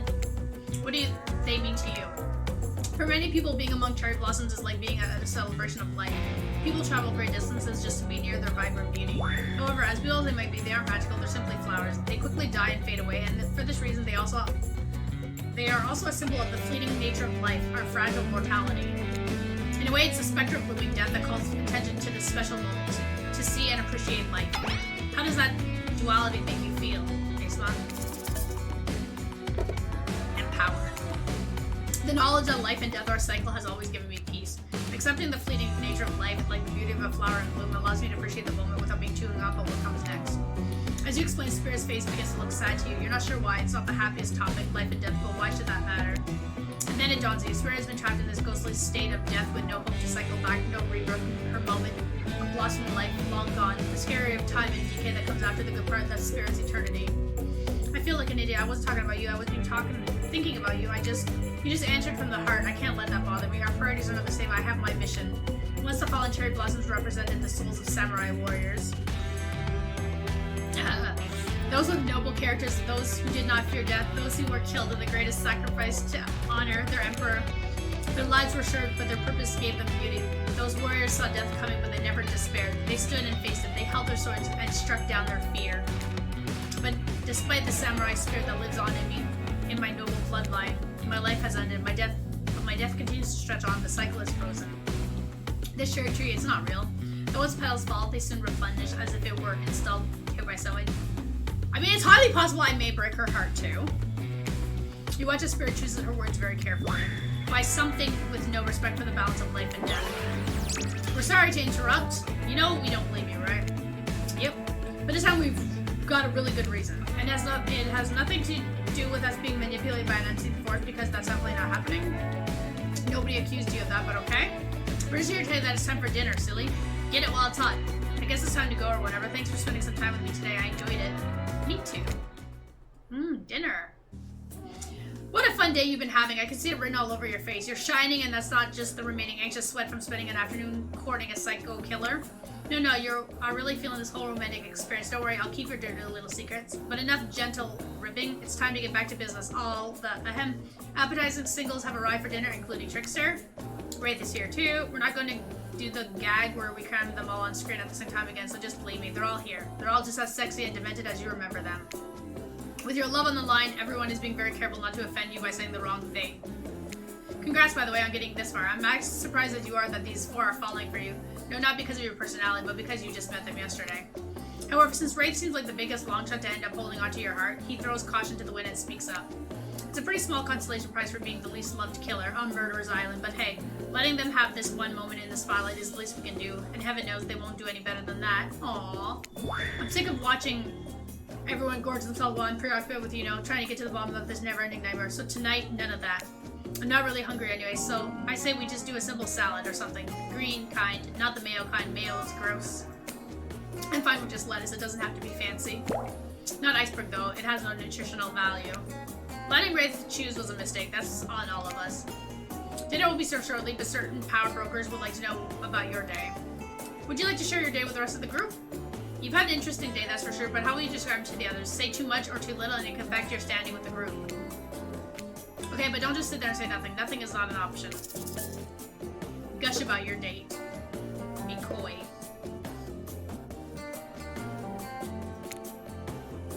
It wasn't really a date, more like two people avoiding everyone else and choosing to be alone, but doing it in a relatively close proximity to each other.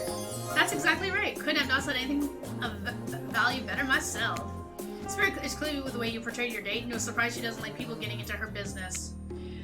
Dwight and Claudette bring out dinner. Everyone eats in silence. No one trusts anyone now, and they're all very tired. Oh wait, no, sorry. That's a dreary supernatural horror thriller set in Antarctica. Not a charming parody dating sim set in an undisclosed tropical paradise. Bon appetit. Don't you mean bon? No, almost everything we serve has a lot of bones in it, and even the vegetables. Impossible to avoid on this island. Everyone eats without speaking. Tensions are rising, both of the sexual and deadly variety. When everyone is finished, Dwight and Claudette come back to clean up the table.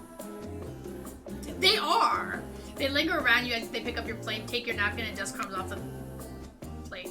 What would you like to say to the servants? Thank them? Your top-notch service is much appreciated. Everyone, if you please be so kind as to follow us to the fire pit, we'd greatly appreciate it. We've been told something big is going to happen, something that will change everything. Well, the other ones... No, there's no Bonnie. You can go willingly or you can go unwillingly. You have no choice to have cookies. Did you have a choice on how to say that, dweeb? Yes, and I immediately regret how I did. Good, something needs to change around here. Fire is rebirth. Fire illuminates the soul. I hope the fire isn't too smoky. Smoke hurts my eyes. I have pretty sensitive eyes. I'm also horribly afraid of it. The fire, I mean, not my eyes, because of my childhood trauma involving fire. And finally, everyone starts moving towards the fire pit, if only to get away from the wraiths complaining. You take a seat on a comfortable log, feeling the fire's heat against your skin, and wait for the other killers to take their places, wondering who will want to tell a story this time. Will the narrator tell a story? I bet they've got a stunningly creative mind. Hey, you think? Are they allowed to simply place thoughts in my mind like this? Doesn't seem fair. Everyone makes their way, but something unexpected happens. Nothing happens. Nothing almost always seems to be happening here, so nothing is probably not a great sign. Oh cool, and now everyone is looking at you. So, you know, do something. Should I pick someone to tell a story, or could we play charades? Muggle? Well, we were actually thinking, why don't you tell us a story? Wraith points his spine and skull thingamajig at you. You duck out of its way. Who knows what that thing will do? Probably shoots lasers. Uh-oh.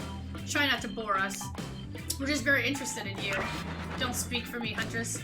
Now you can't tell if you're warm from the fire or if it's your nerves heating up. Oh god. I know that the fire's right here, but maybe if we start talking about it all the time, we can start to pretend that it's not here and doesn't, you know, threaten to burn us all alive. He's not supposed to hear me. Get out of here, Wraith. Aesma was about to make an important decision about telling a story or not. Fine. I'll tell a story. I hope it's a mystery! Okay, so what type of story do you want to tell? Action. This time I gotta do a bar fight. The group is interested and they lead in. I'm all ears, and I'm not talking about the bucket of them I have on my boat. He does! You crack open a beer by smashing the bottle cap off of the nearest rock before starting. I'm at the local watery hole, powering up with my regular 12 beers before I slay at the pool table. Slay is good. Steely Dan blast from the jukebox. The bartender's tip is filled to the brim. I pound the final pin and smash the glass on the counter as I demand shots for the entire joint. The patrons cheer for me. I am their god. Suddenly I hear the telltale revving of engines outside motorcycles. The saloon door swings open. Wait, it's a saloon now? And in walks my arch nemesis, Big Slim, the giant of North Toledo. He sounds sexy. Though thought I smelled something acrid from Acorn when I hopped off the hog, Slim says with a sneer. I get up from my stool, the gal behind me rubbing my shoulders, revving me up for my inevitable fight. The soundtrack is a banger, right? Long way from home, are we, Slim? What are the fine people of Elm Street going to do without someone to sell them someone's second-hand cufflinks tonight? I taunt him, he strokes his oily beard. The story has a lot of specific geographic references in it. I have a perfectly good job at the pawn shop. Why are you coming at me like this? Slim yells. That's fair, I scream back. Why do we hate each other? I can't even remember. Something about me cutting you off in traffic, but it was a misunderstanding, Slim yells. Elm Street, yeah. Well then, let's hug it out, I say, tears starting to well in my eyes. And we made up. What about the bar fight? Oh yeah, we got a real blowout fight later that night. Really yelled out appropriately the heads off, but it was just an argument whether we should say or pop a soda. Come on! I gave up headlining at Coachella for this? Spirit laughs hysterically, probably laughing at you, but it's a laugh you're ready to accept. That sure was a kind of a story, technically. Okay, it wasn't a very good story. I don't mean to insult you, but it was actually quite bad. Sorry, but this narrator keeps it real. We can't just stand here. Who else would like to hear a story from tonight? You look from killer to killer, trying to decide who might be the most entertaining. I don't really want to, but I think I sure would be better than whatever you get out from anyone else in this group. Like all good stories, I stole this one from someone in the past who is dead now and can't do anything about it. It's called The Bride, or technically, I suppose, The Fiancé. One winter, a young couple decided that the next spring they would be married. The two were madly in love and could not wait for the snow to melt so they could join in matrimony and unite their souls for eternity. Per the latest bridal trends, they decided to have their wedding ceremony at the edge of the woods by a beautiful, shabby, chic farmhouse. Together they spent months planning the details of the wedding. The two created invitations, figured out seating arrangements, and tasted 100 cakes before settling on the perfect one. The corpse's bride. They chose Licky Koi, by the way, so fancy. When it came time to figure out the decorations, however, the bride, or the fiance, I guess, since she wasn't actually married yet, wanted to take the lead and set the style. After all, her boyfriend has been wearing cargo shorts and open-toe sandals for pretty much their entire relationship, so he definitely is not to be trusted. Having decided on such a lovely, natural setting for the ceremony, the fiancé decided that she would create a unique floral arrangements from the local wildflowers that surrounded the farmhouse. As soon as the sun rose on the first day of spring, she set off into the woods. Each day she spent hours mapping where the best blooms could be found and prepared to pick them herself the morning of the wedding so that they'd be at the height of their freshness and beauty. Enamored with the incredible variety of flowers in the woods she surveyed, the bride, or the fiancé, since they had not yet been married, became obsessed with knowing just how many there were so that she could choose the absolute best. When the fateful morning of her big day finally came, the fiancé told her husband-to-be that she had one final errand to run before the wedding. Excited for the ceremony to come, she dressed in her beautiful white gown and set off into the woods to gather flowers. Treading carefully, she followed her route, selecting only the best stems and collecting them in the basket. However, when she came upon a once familiar clearing, something was not as she expected.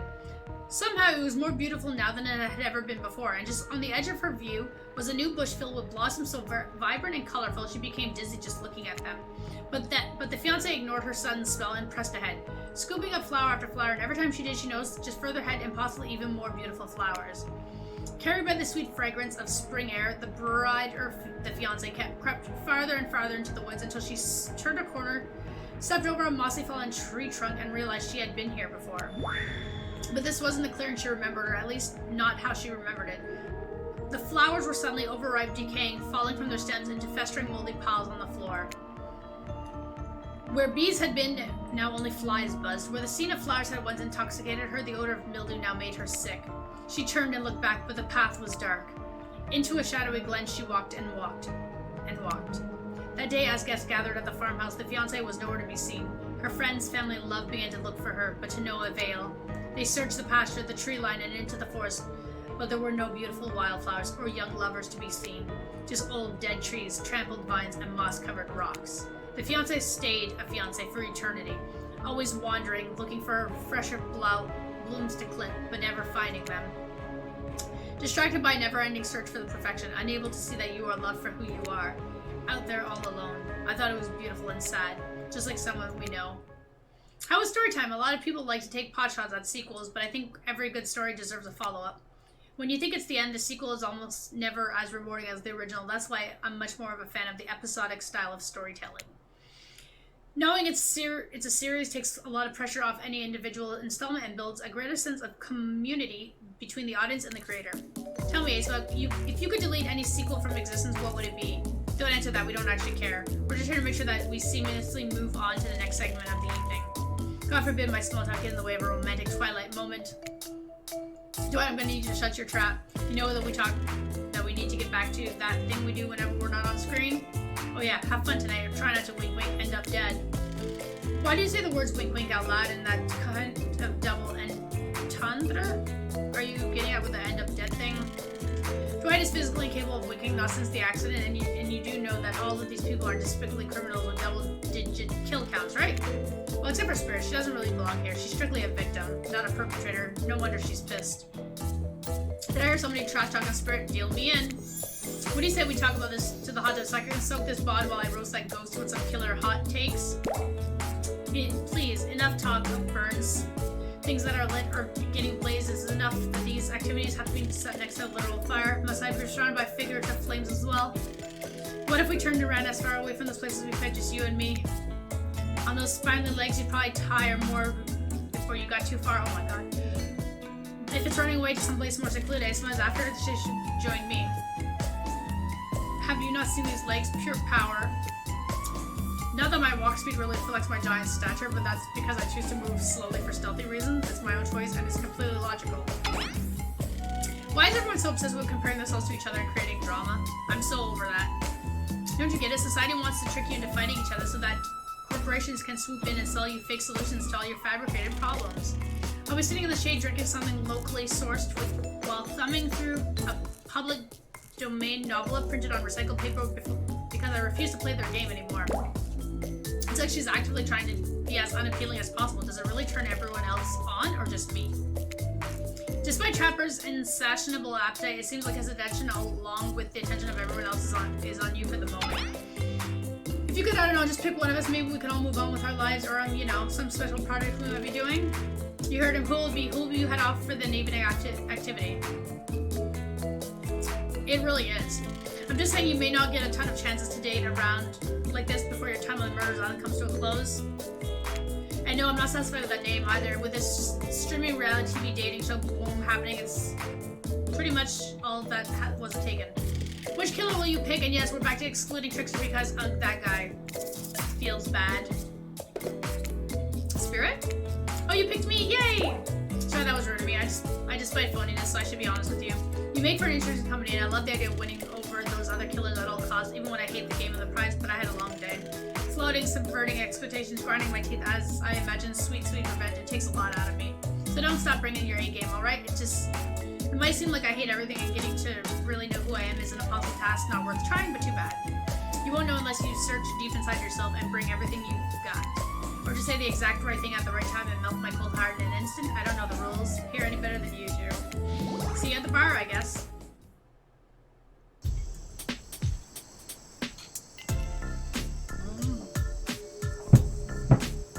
You arrive at the bar to find Dwight and Claudette both holding cocktail shakers surrounded by a bevy of bottles of assorted booze. Who's ready to get wasted? As you know, I don't drink, so not me, unless you mean wasted as in killed, in which case, Dad, if you are out there somewhere, I will find you and waste you for what you've done to me. You really don't drink ever? Is that like because it will just fall out of the hole in your stomach? Or I don't drink alcohol because alcohol is poison of the body and the mind, and I don't need to act like a fool to have a good time. Thing. Then why do you choose a mixology lesson as your romantic nighttime activity? Everyone knows this kind of date is just an excuse to get loaded up on booze and make terrible decisions. It's true. Not a single person has ever learned anything at one of those things. Dwight, no, that's not true. You learned how to tie a cherry knot in a stem using only your tongue. Whoa, who ordered the soda with a splash of my private business because that's off the menu? Well, I know that I'm drinking to forget tonight. Mixology is a real thing and it doesn't really require alcohol to be interesting. I'll have you all know that I worked at a restaurant before I was violently executed by your father, on whom you will have your bloody revenge, right? Well, so be it. How about you, Aesma? Do you drink? I've got the impression that tonight will be a night I want to remember perfectly, so I'm going to pass on the alcoholic drinks. Here! Alcohol is a false escape. Besides, it's not like sober people can't have fun. You watch a spirit picks up a plump cherry and roughly stabs a little plastic sword through it. Cherry juice splatters everywhere and its little fruity gut plops out on the spirit's lap. Oopsie. One of the upsides of wearing black, it hardly shows stains. No take-backsies. So lovebirds, what drink shall we make? I thought we just said we weren't drinking! Dark and stormy. Oh, she likes that! Please also demonstrate how a dark and stormy is made. First, rum, in this case, rum extract and a bit of apple juice is poured over the ice, and then French ginger beer is added in, garnished with a lime wheel, and drink the end. Do you think you're up to the town to replicate this ice? No. Rum substitute and ginger beer over ice. Don't forget the lime wheel. Rum substitute and ginger beer over ice with a lime wheel. Not sure I appreciate your tongue, but yes, you got it. You're natural, a sassy natural, and you and Dwight might have more in common than don't you dare.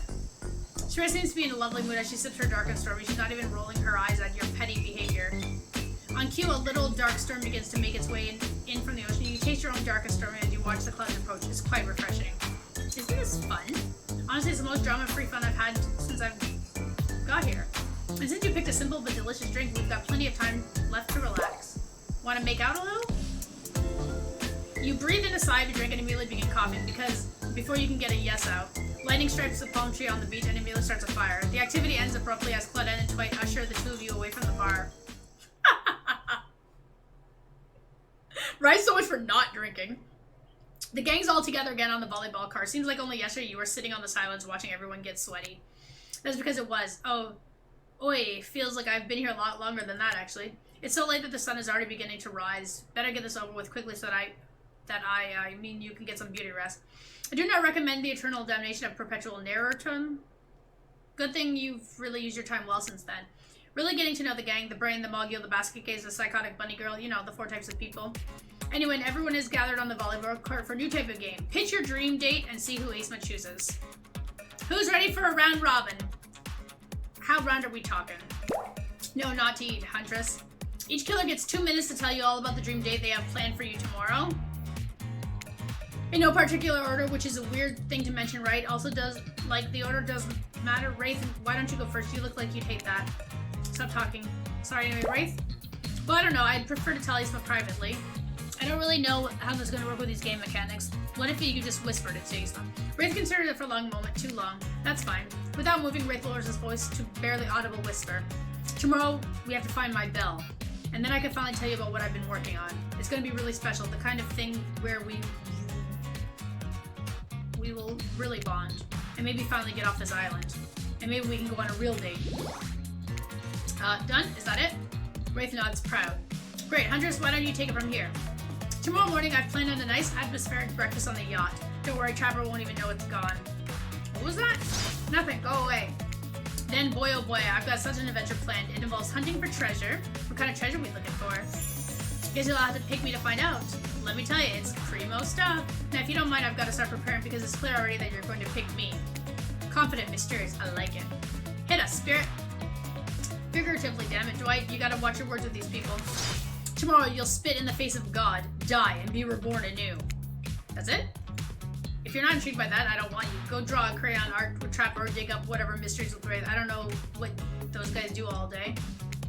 Do you want to at least specify which god you'll be spitting in the face of? All of them. Okay then, so hydrate tonight if you tend to hang with the spirit.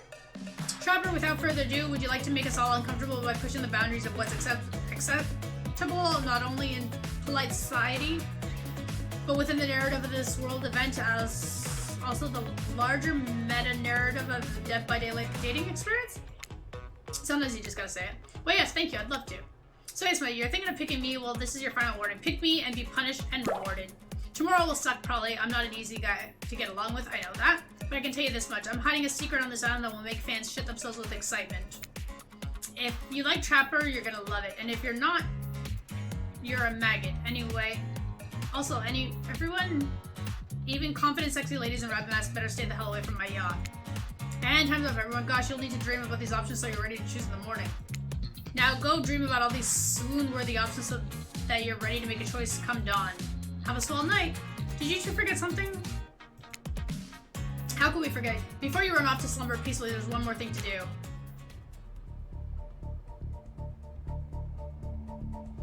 No, reality surviving dating competition parody would be complete without a singling out of one of our contestants who's already teetering on the edge of a psychopathical logical break and giving them a little push.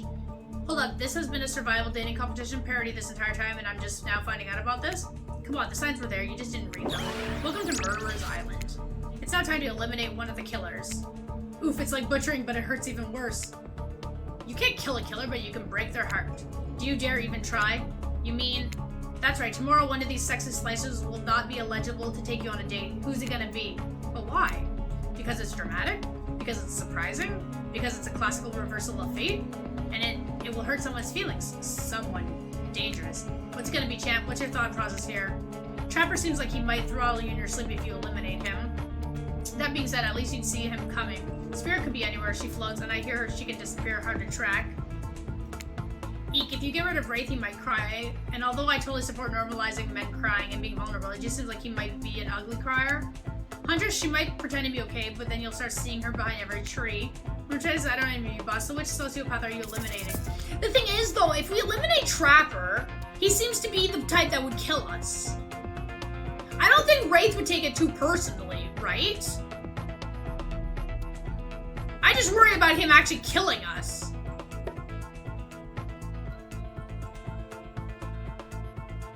Yeah, but I don't want to die. We're so close to the end, I think. So don't you think the safer option would be get rid of Wraith? We should vote?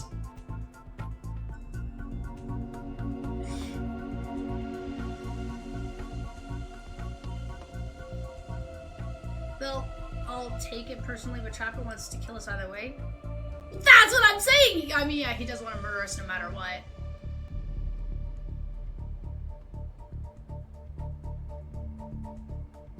I don't know. So should we eliminate Trapper?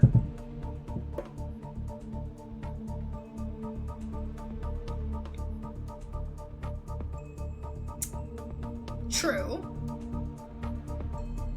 Okay, fuck it. Let's eliminate Trapper. This was very simple. Trapper, you scared the living shit out of me. You are eliminated. That's fair. Honestly, though, I don't care. You suck. But not in a good way. You bore me. You personality-free maggot. It wouldn't even be fun to kill you. Which I was totally going to do tomorrow the first chance I got. So really, this is a win-win for both of us. Still might kill you, though, out of principle for eliminating me. Sleep with both eyes open and have fun on your date tomorrow. Now that you've broken the heart of someone heartless, you should go get some shut-eye. And don't worry too much about the broken heart you left behind, because of course they'll be receiving a consolation prize.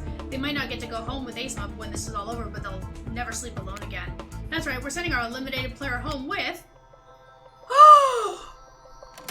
their own mostly new trickster body pillow! The best thing is the real trickster might not hug you back, but it definitely won't try to stab you, and how do we know? Because I've tried it. That's right, it's Dwight tested. I want my own trickster pillow! Can we vote me off the island so I can have this? Right? Claudette approved. I hope you sleep well tonight. You're my hero for what you've accomplished. How can you sleep tonight knowing what you've done? Not because of the guilt. I mean, knowing that there's a legit homicidal maniac who hates you so close by. How can you sleep tonight knowing what you'll do tomorrow? I don't know how you'll do it, but you better go before Dwight and Claudette come back and put you to sleep themselves. You know those two. Schedule. All I know is if there is a trickster body pillow, I want it. Wow, what a crazy way to end the day. An elimination. I didn't even know it was that kind of game. Let's check in with everyone, especially with our loser. Everyone deserves a send-off. We'll see how things go tomorrow. I suppose I'm not expecting anything. I tend to shut my mind off during hard times. I know I seem all excited and devil-maker, but the truth is I'm really a pessimist at heart. That tends to happen when your mother is skewed by an elf when you were young. Yes, how'd you know? Wild guess. It's the only thing you talk about. I think I saw a raccoon over there in the tree and I'm feeling peckish. I don't really know what's happening here. I honestly haven't been paying attention. Oh, sorry, I forgot. I'm focusing on other things, more important things. One way or another, I won't be here much longer. I don't handle rejection well, at least I don't think I do. No one has ever been dumb enough to reject me before. Yeah, the more I think about it, the angrier I'm getting, and I'm a giant rage monster, so everyone in this room should be scared right now. Turn the camera off. Of course Aesma is into me, why wouldn't they be? I'm thoughtful, beautiful, surrounded by calm and mist. I've also got great hair. And since I'm technically dead, I'm extremely low maintenance. Look, I don't like to throw the term anime waifu around too often, but if the body pillow fits, snuggle it, you know what I mean? What? No, you're not a part of this, so you don't get a confessional. It's cool, man. I'm not a part of anything, you feel me? I'm not a cog in everyone's machines. I'm my own machine. This whole thing is pretty cute, though. Charmingly low-budget, old-school marketing vibes. And good luck. Kind of wish I wasn't so busy right now. I'd definitely be down with a reality show-style dating competition with survival elements. But I got my new album upcoming. Tour, finalizing the new sneaker line. Producing a limited series on my life. Starting a new social media NFT crypto app. And doing these private gigs over on IP Island. My dudes, you gotta come check it out. IP Island, it's dope. It's where the real killers are hanging out. Fully licensed, no legal drama. Lawyers, take a hike. I'm gonna tell them the Trickster said that about them, don't worry. I'm taking your favorite established characters from all over pop culture that can't be seen on this island. Hell, you probably can't even mention them. Like, Guos. Don't say it, look, we get it. You're very popular and in demand, but we got a game to get back to and I don't want to get sued. Ghostface! Come on! Whatever, I don't even care. I'm the Trickster. See you around, Aesma. You too, narrator. I have a name, you know. You do? Yeah, seriously, they're not paying me enough to deal with you people. Is it my turn? But no, it's not your turn. You're sentient water. How are you even sitting in that chair? What's a chair? It's the thing you're getting all wet. Now it's gonna smell like mildew. Okay, rude. Fine, let's just get this over with. It's your turn, Ocean. Do you check in? Checking in. I was just looking for the bathroom. Bathroom? Are you serious? It's down the hall to the left. Okay, it's okay. Never mind. Never mind. What does that mean? No, not you too. This wasn't meant to be confessional time for literally every character in this game. It's okay, we have to confess to anything. We've just been working our asses for 2 days straight and want to sit down somewhere. This chair is wet. Yeah, I think the ocean just peed on it. How's that plus you know that? I don't care. But you're looking pretty pleased with yourselves. I've got something to confess. Oh great, what's it gonna be? You ate blue in the 2nd grade? You cheated on an algebra test? Watching Trapper get illuminated was the first time in this unending spiral staircase of pain in life that I felt even a modicum of joy. Every minute that I'm alive in a nightmare, this place, the sun, these sweet sugar drinks, it sounds like fun for a long weekend, but for an eternity? The unrelenting rhythm of crashing waves and wailing seagulls is like a crescendoing, a song of evil that makes me question the very foundation of the universe. Why am I here? Why any of us here? What kind of sentient being does this? Please erase me from this existence. Make it so I was never born. Pull the plug on this experience and let my soul be free. And please, please get me out of this polo shirt. Okay, let's get you to bed there, buddy. I don't want to go to bed. Going to bed eventually means I'll have to wake up. Yikes. That was a weird way to end. Oh well, what are you gonna do? Let the camera roll long enough, someone is bound to say something crazy. Anyway, seems like everyone has had their shot to annoy me tonight, so hit the hay and get some rest. Tomorrow's gonna be a doozy. Soft sunlight warms your skin, nudging you awake. Also, you're using killer crab as a pillow, which is sort of okay with. What's that? You don't know what about killer crabs? Oh right, you didn't go on the hunter's date. You really missed out. It was thrilling, or I guess it would have been. You'll have to play the game again to get that reference, I suppose. You pull on your beach attire and splash water on your face. Dwight and Claudette approach it. Is that look on their face excitement? Terror? You notice your stomach flutters with butterflies. Someone's in love. Or you've been infected with zombie butterflies in your sleep. It has happened before, but it's probably the love thing. It's time! Claudette gestures over to the beach where the killers all stand, flanked by tiki torches. It's a scene very reminiscent of a TV show you used to hate watch with your ex.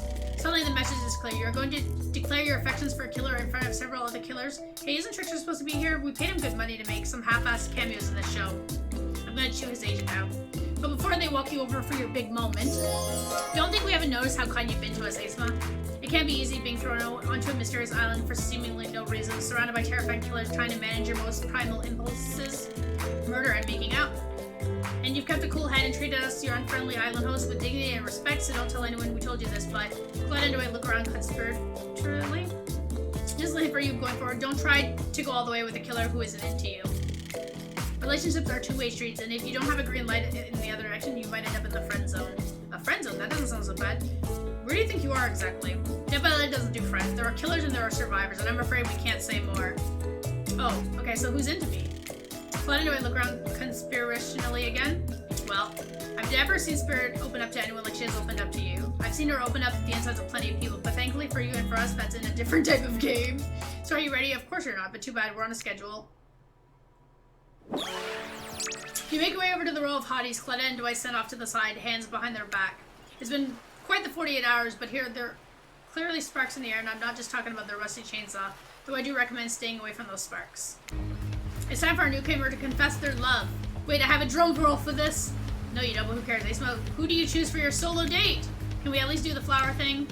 Dwight, I thought we agreed to keep that between us. No, not that flower thing. The thing where the suitor gets a flower as a symbol of the contestant's love and affection. Alright, I suppose, but no roses. They're such a cliche at this point. Well, that's good because I tried to pick a rose, but I got an ouchie, so I settled for these. Aw, these are cute. Beautiful. You've done good, Dwight. This is a lovely bouquet. I hope Dwight saves some of these flowers for Claudette. They're a thing, right? You're getting that vibe too, or just me? Sorry, you've got other things to think about right now. Aesma, who do you select to receive these flowers and spend the day with you today? Spirit.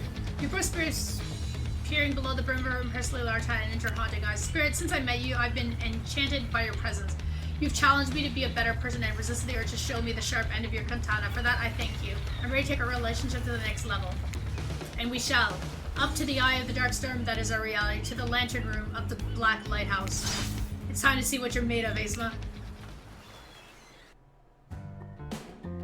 I thought it might be nice to start the day out on the Trapper's yacht before we head up to the black lighthouse.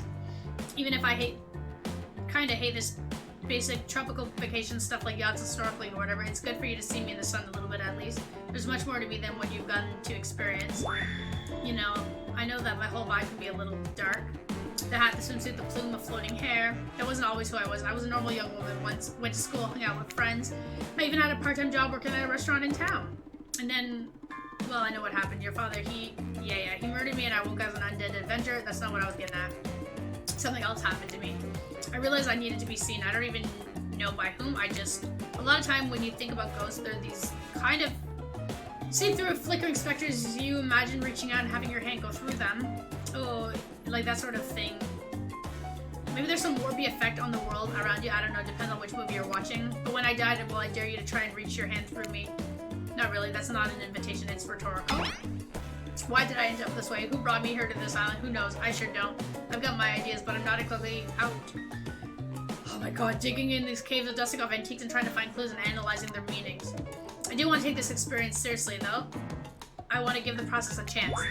It may be a dumb process and one that I have extremely little respect for as a person, but you just woke up on this beach with no memory of who you are or where you came from, and rather than freak out and simply try to swim away, you're giving this a chance. I actually didn't know that swimming away was an option. It's not. However, the fact that you never even tried, I think that means that you've got courage or an open mind. I don't know. Maybe you stuck around because you liked someone you met here. Maybe. While the two of you are getting all deep and philosophically flirty, the yacht pulled up to the shore next to the Black Lighthouse. Last stop, everybody off. There were other stops. Oh no, not on this stop. Of your life. Spirit rolls her eyes and leaves for the shore. I'm just messing with it. This was the only stop. Nobody here is really looking out for our fun, so we have to make it for ourselves. But there are no other stops. Seriously, go. Race you to the poop deck, Dwight. The ship doesn't even have a poop deck. Oh, it will. Ew.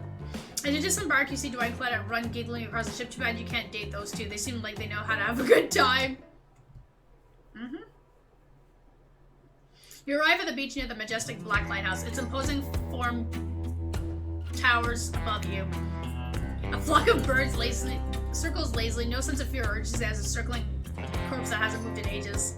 Right? Like, I'm excited about today. See, Spirit places her wrist delicately in your hand and presses her fingers down against her skin. It's cool to the touch, but you feel not the faintest of pulses? My blood is absolutely pumping. Twice even worse. Yeah. So what happens now? Now I show you something that no one has ever seen up close before. Well, no one who has lived to tell about it. We're going there. Spirit points to the top of the lighthouse among the circling birds. What's actually up there? Have you seen it? Hey all, how's everyone doing? Why are you here? Hi Red, you seem super chipper today. Something strange is definitely going on with this guy. Well, something else strange. Something different than what's usually going on. Red takes a deep breath, sucking in the ocean air like it's the greatest ed that he's ever sucks. Aesma, thank you. Thank you for choosing anyone else to go on a date with today. Alone again forever. This is how I was meant to be. I feel alive. Are you done? What kind of, on the date you just mentioned? I'm glad you're feeling better, Wraith, but like she said, we're in the middle of something. You mind? Oh, right. So what you doing? Heading up into the eye of the lighthouse? I love it up there. You can really see the whole island from there. In fact, Spirit, I thought you said no one has been up there to live to tell about it, but this sounds exactly like telling about it. Technically, I don't think Wraith counts as being alive. I mean, I don't maintain the canon, but Spirit waves her arms at Wraith from head to toe. And if he's not dead now, he's gonna do my punch room interrupting our date. Okay. And now we can solve our problems without our hair floating up into menacing shapes. I'll just be over there running away. Enjoy the view! I think Wraith was kidding about that whole being up there. Honestly, the view isn't even of the island. Well, you can see the most ocean on account of it being, a lighthouse. However, that does bring up an interesting point regarding how do I say it? Spirit hands float up as she scratches her head contemplating. You don't usually see her at a loss of words like this. What's your moral status?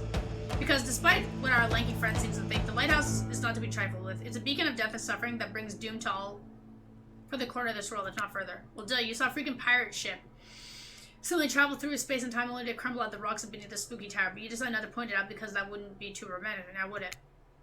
I think I'm alive. I'm here with you, walking this beach, feeling the water on my feet, feeling the sun on my skin. Here with me, the Spirit. Does that really make you alive? I guess I don't know. If you come with me up into the eye of the Black Lighthouse, you may never return. Is that a risk you're willing to take? Because we have something I won't deny. I feel it. I'd hate for you to simply turn to ash. If you were to commit right here and right now to figuring this out as friends, we could put that risk off for another time. Just be friends? Ouch, is this her way of letting you down easy? I don't know if I want that friendship. I want you. That's why I chose you. I can't decide this for you. I can only warn you that it may not be safe. You might die up there, and there's nothing I can do about it. Did he interrupt our days still? He does! Go up and maybe die. You take a deep breath and think about every particle of sea as it travels into your body and fills your lungs. It may be the last time you have such a thought, but you feel strangely at peace with that information. I don't need another friend. I want something more. I'd risk my life for it. Spirit smiles a quirky, devilish smile. Right this way. Inside the lighthouse is almost pitch black, but it was seemingly day when you stepped through the door, but inside this place is like a void. The last thing you see as the final rays of sun leave is a horrible sight, a petrified body laying on the stairs, reaching not up but down, as if it had been crawling. Watch your step. The things we do for love. When you arrive in the lantern room at the top of the Black Lighthouse, you breathe a sigh of relief. The light is out and seemingly defunct. Dust cakes the room as though it has been operated in a century. However, somehow, it was just morning a moment ago, but now it's night. What do you mean a moment ago? We've been standing here looking over the ocean all day. I've really enjoyed the peaceful time together with you. Taking in the view, standing in complete silence for hours, it was kind of my perfect date. Really? I don't remember that. I just called it the perfect date and you can't be bothered to remember it? What kind of game are you playing with me? I want to remember it, it's just that for some reason my mind is completely blank, but hey, I'm not dead. Oh, you're already dead and have been this whole time. That's true. Maybe we'll never know. It doesn't look like the light is working. Even turned off, the light has a power to it. The massive lens reflects moonlight through itself, a subtle spark that has a hypnotic effect. Maybe that's where the day went, staring into this light as the sun fell and the moon rose. Thanks for spending the day with me. I really had a good time. That's it? Don't get me wrong, this is really cool and all. I guess I don't know what I expected. I suppose if you thought you were walking to your death and nothing happened, it might feel like a bit anticlimactic. Sorry. Anyway, it's time to go. Here, just let me flip on the light of the staircase so it's easier to get down. The stairs still look pretty dark. Maybe it... The spirit is interrupted by a strange hum, and then it becomes a frightening clear to you that the switch wasn't working for the stairs. It was for the main lantern. A lantern that is now beginning to power up. The faint smell of burning begins to retch up your nose. Oopsie, like maybe that switch wasn't for the stair lights at all. Now when we see who lives and who's dead, I suppose it was bound to happen sooner or later. You slam your eyes closed, hoping that somehow not looking at the light itself will protect you. Not sure I see the logic in that, but if it is magic, it kind of defies logic. I want to see it, but while I'm a little scared. Don't look directly into the light. Open your eyes and look only at me. I'll keep you safe. Uh-oh.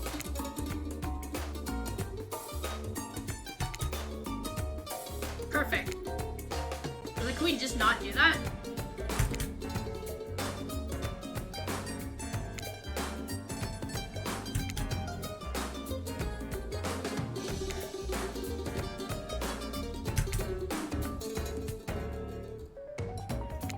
Like, can we stop this?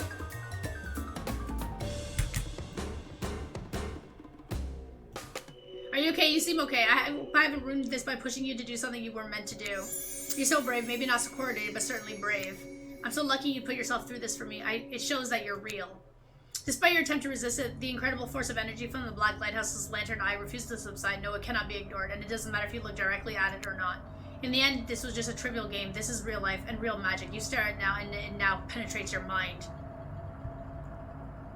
Yet. Hey, it's been a while. How are things? Doing good? Feeling more dead or more alive? Yeah, love will do that to a person. Don't worry, it'll make sense soon. Like, how soon? You wake up to hear the spirit's muffled voice. You've got a terrible taste in your mouth like burnt hair. The air feels damp and smells like ash. It takes time for the sound to clear, but eventually Spirit's words start to make sense to you. However, it's clear she's talking to someone else, not to you.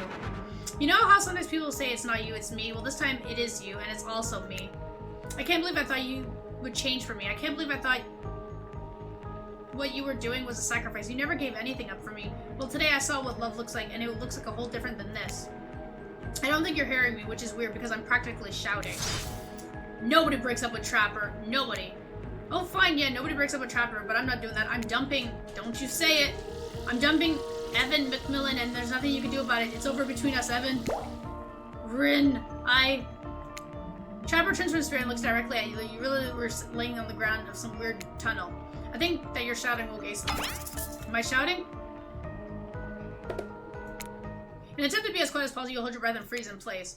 Sorry we woke you up, Aesmatv. After what happened, you'd probably be better off sleeping for a bit longer. Things just got out of hand. How'd you know? You were talking in your sleep basically nonstop until you woke up and then got quiet. What was I saying? I don't know. I don't speak Dutch. Do you speak Netherlands? Maybe? Yeah, see, there you go again. The jig, as they say, they know you're awake now. You're gonna have to deal with this awkward situation head on. Clearly, I shouldn't be here. You two are having a very personal conversations that I don't need to be involved in. I don't even know how I got here.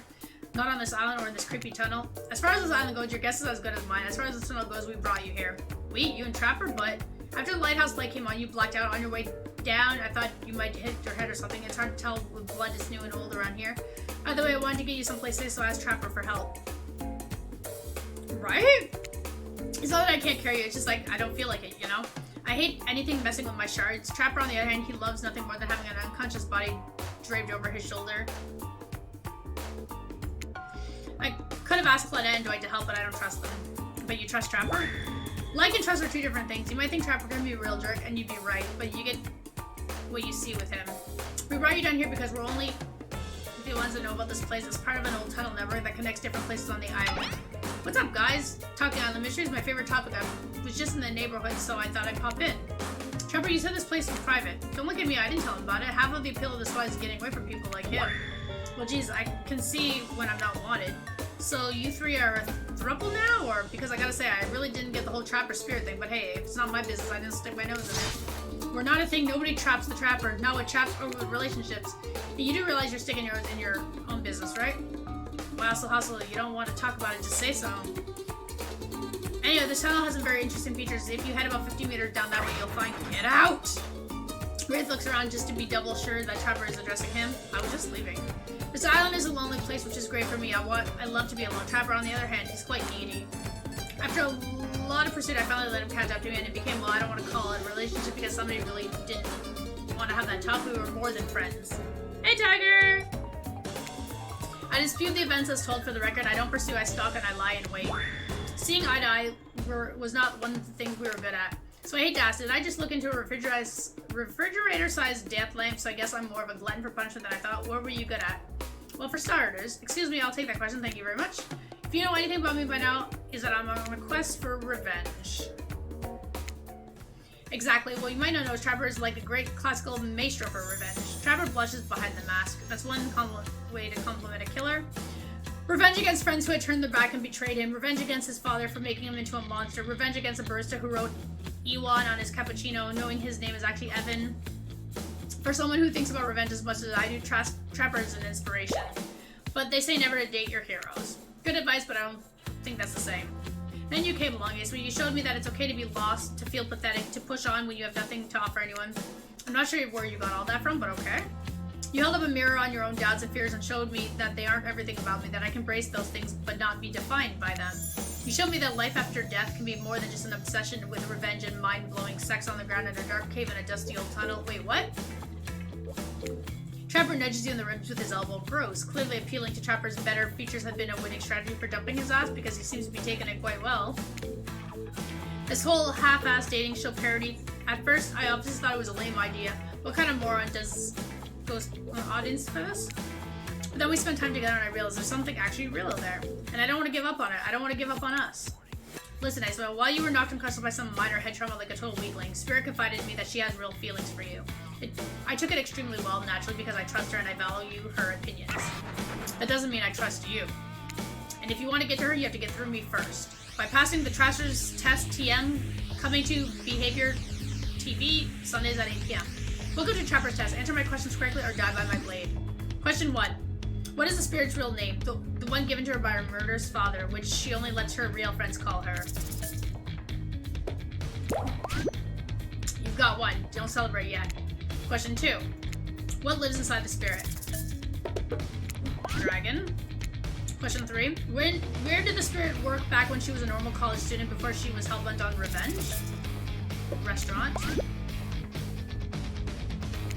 Question 4. What's the spirit's favorite color?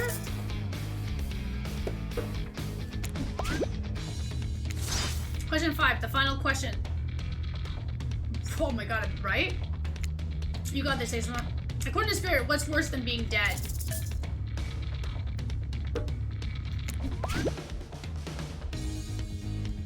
When I pitched Trapper's Test to the students of Behavior TV, they told me that there was no room in the budget for a new car that can be given as the final prize for winning. So I killed them all, right here on the spot. While killing them didn't solve any of the budget problems, it sure did feel good. I'm telling you this to brag and to listen to the only thing you're going to win is congratulations for passing the Trapper's Test. Now, this was some huge challenge. I mean, the woman obsessed with a giant light that shines in the dark has a chip on her shoulder after being seen. Go figure. You probably guessed, but rules are rules, and even if I literally just made them up, you got it right. So I guess I approve of your dating spirit or whatever. I never really cared in the first place. I was just hoping you'd slip up and give me a good excuse to wet my blade with your blood. Maybe I'll find a reason tomorrow. For now, you two have fun. Wink, wink. Trapper out. I'm sorry you had to endure that. What 5 measly questions? It was nothing. Not even that. As ridiculous and unnecessary as it was the whole thing. The waking up in a random tunnel, the overhearing of our argument, the news that Trapper and I had something going on, and the stupid quiz, all of it, especially the whole Trapper out catchphrase. It's only because I actually like you. None of it would have happened if I didn't. And I like you too, Spirit. Please call me Rin. Rin. I didn't really feel like our lighthouse experience was completed. There was something else I wanted to show you. Alone up in the lantern room of the tower. Get your mind out of the gutter, Aesma. It's not that kind of game. What's that? Hold on a moment. I'm being told, no wait, it is that kind of game. Disregard the gutter comment. Come back up there with me. There's no place I'd rather be. You're excited to return to the lantern room of this lighthouse despite all the drama and worry that was previously a part of this place for you. More importantly, you're excited to be there with Spirit, which makes it all the more crushing. When you're interrupted by the arrival of Claudette and Dwight. Oh my god. Claudette, Dwight, funny to see you. Wait, did I say funny? I mean tragic. Tragic? I don't think so. What could be tragic about a family reunion? Those are always joyous occasions in my experience. Before they could explain what's even supposed to mean, the lighthouse begins to howl a low, frightening sound. The lens begins to glow in a now familiar way. You prepare to shield your eyes in case something bad happens to you again. Now isn't the time for any reality show adjustment shenanigans. Dwight, Claudette, shield your eyes. We don't know what the lighthouse will. And now, please don't interrupt. You think after all this time you know you've got your best interests in mind? Wait, what? No, of course, I don't think I... Go watch your friends. I asked you not to interrupt. Too late. The black light flares in the darkness. You see something horrible and strange. In the place of Claudette and Dwight are two ghoulish silhouettes. But before you can focus on them, the light passes as the two survivors are returned to their normal states. It's breezy up there. I should have packed a sweater. What in the hairy hell? Hey, watch the language. You shouldn't speak that way. Around your elders. Grandpa? My little Rin, you're such a woman now. They grow up so fast. Oh, what? It's my meet Grandpa Kazan Yamoka. Well, technically not just Grandpa. Technically, he's my great-great-great-great-great-grandpa, but that's a lot of greats to say in a row. Oni? I haven't seen my little Rin since I watched her from the afterlife when she was just a little girl. And I expect you to all say the greats. It's a matter of honor and respect. Except Rin, she can do whatever she wants, my precious little angel. But you! Oni stares at you with his demonic red eyes. You're pretty sure even the decorated third eye on his mask is looking at you. You Mongol, you must treat me with respect, or so help me. I'll be cleaning the bits of your head off my kanabo. My kanabo is a metal baseball bat covered in spikes. I'm not sure what a peasant like you is doing so close to the descent of the noble Yamaoka bloodline in the first place. Dirk, Claudine, explain what's going on to me. It's Dwight, sir, and Claudette. Remember, we explained that you were going to come meet our great-great-great-granddaughter suitor and to give or withhold your approval. 5 greats. Great-great-great-great-grandfather, sir. Your honor, sir. Right? Dwight, he's a samurai, not a judge. Grandpa, they must have summoned you here because they think you have a great judgment, and because if they summoned my father, I would be too distracted by torturing him for all eternity to continue with the rest of the whatever this is. Show, game, experience. That makes sense. Only a man of my own power and magnitude can help. Self-important. Much. Nice to meet you, Kazan. Although my friends and family call me that, those who tremble in fear call me Oni. You see guys staring through them as a chopper only in the sheer size of the man. That is Oni, but his attitude. The friendly spirit. Hello! Welcome on in. I just want to know was when the hell do we get to the ending? Like, seriously. I'm sure you can want to measure up to that. It dawns on you that wait a second, maybe you do resemble Oni. Every time you try to look at your own reflection, you become dizzy and confused. This definitely deserves more thought, and now that's not the time to consider the fact that you might be some kind of hulking vampire with the first ever case of self-blindness. There's a massive samurai man dodging you from 2 steps away. Right? Well, you don't scare me at all, so I'll stick with Kazan. Peasant. I realize now the true purpose of my business is to extinguish your light. When he waves the katana in the air at you menacingly, like great-great-great-grandfather, like great-great-great... Right? The art's good. Grandpas, you're so fast, you're only supposed to kill them if they deserve it. First, you should get to know them a little bit better. Young people these days always waiting to kill people insisting they must deserve it. Back in my day, you did what needed to be done with where your nobility depended on it. For such imprisoned present, he's giving off serious old man yells at Cloud vibes. Maybe. When I was a young man, we didn't have foreigners in our land. We didn't need them. We had an abundance of culture already. A little too much, if you ask me. I didn't make the rules. The rules did exactly how it should be. Literature, art, commerce, theater, passion. Oh, I can't read anymore. Fashion, poetry, puppet shows, ghost stories, courtesans, gambling, fighting, fine dining, fast food, public executions. What were we talking about? Spirit guild that are great. Okay, I'm not saying all of those every time I had Oni's forgetfulness. You wonder, how does she even like this guy? She sure hates her father, so... Listen up, old man. We don't have time for you to list of every activity available in a samurai entirety of the Edo period. Silence, peasants. You show your ignorance. Samurai were forbade from many activities that didn't fit the Bushido code. Such as attending certain Now, I'm not saying I did that because I had honor in a body like an entire castle and that was quite hard to hide, but clearly you have neither my honor nor my physique. You don't even know about the ins and outs of the shifting rules of the traditional samurai etiquette. Rin, what do you want with such an uneducated admirer? You find it hard to believe that any contemporary person knows all that much about who is and wasn't allowed to do over 100 years ago. However, you're really not sure how to handle this massive demonic old man. The way I get a sweet from my food descendant. You're inviting me to hear what your friends do. Bash this jerk's headed? Claude, Doris, fetch my canavel. Rin, wrap your Loberon in this people's hands and hold them still. We'll splatter the brains on the beach together as a family. But no, that's not why I invited you at all. In fact, I didn't invite you. Claude and Dwight did. Yeah, sure, wink, wink, wink. This whole winking out lot is getting out of hand. Him and Trapper really do have a lot in common, don't they? I swear Aesma has a good soul and the heart of a warrior. They've fought for my love in their own way, faced down death more than once, and put up with their fair share of nonsense. Nonsense which seems to be endless. Can we, I don't know, wrap this up already? Of course, who am I to expect to wait around for my approval? I've only been hanging out as a ghost and watching my bloodline be polluted by cowards and quitters for 5 generations. Just come give your ancestor-in-law a hug. Sword John only beckons you closer. There's no way he has ever hugged anyone in his entire life. I think I'm good over here, actually. Rin, now push them my way, and I'll split them in half. The sacrifice of this usurper to the Yamoka bloodline. We're delivering Basilica to life. You're so silly, Grandpa. We both know that only one sacrifice can get our family back on track. Revenge on my father, your great-great-great-great-grandson, traitor to the Yamoka name. The lust for violence in your voice, it fills me with cheer.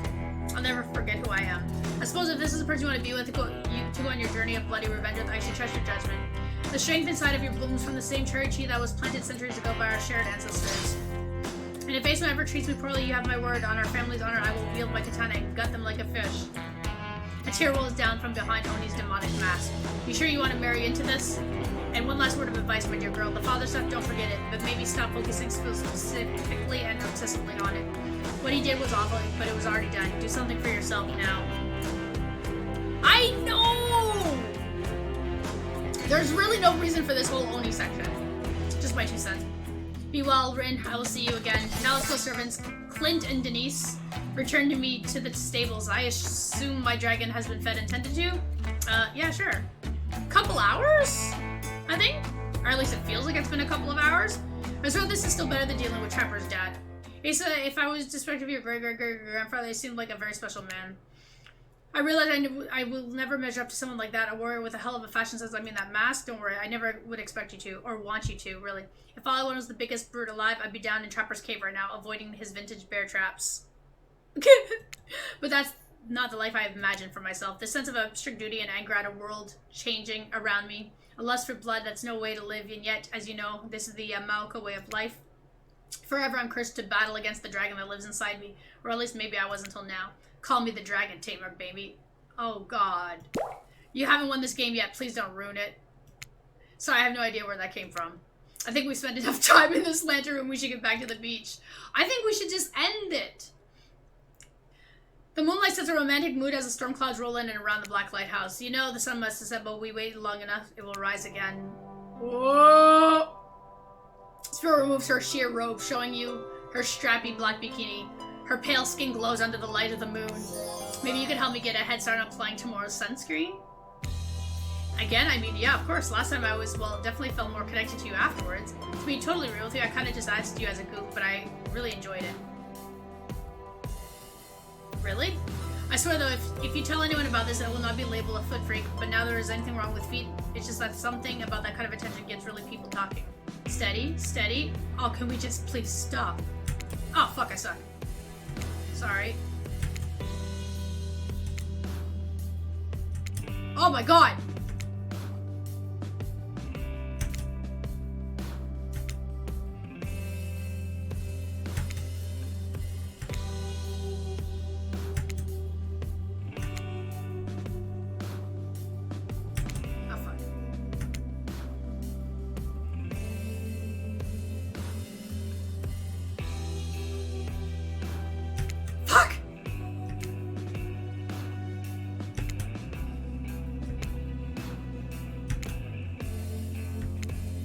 So that I'm hot. I love feeling your hands sliding up and down my feet, between my toes. My skin has never been more moist.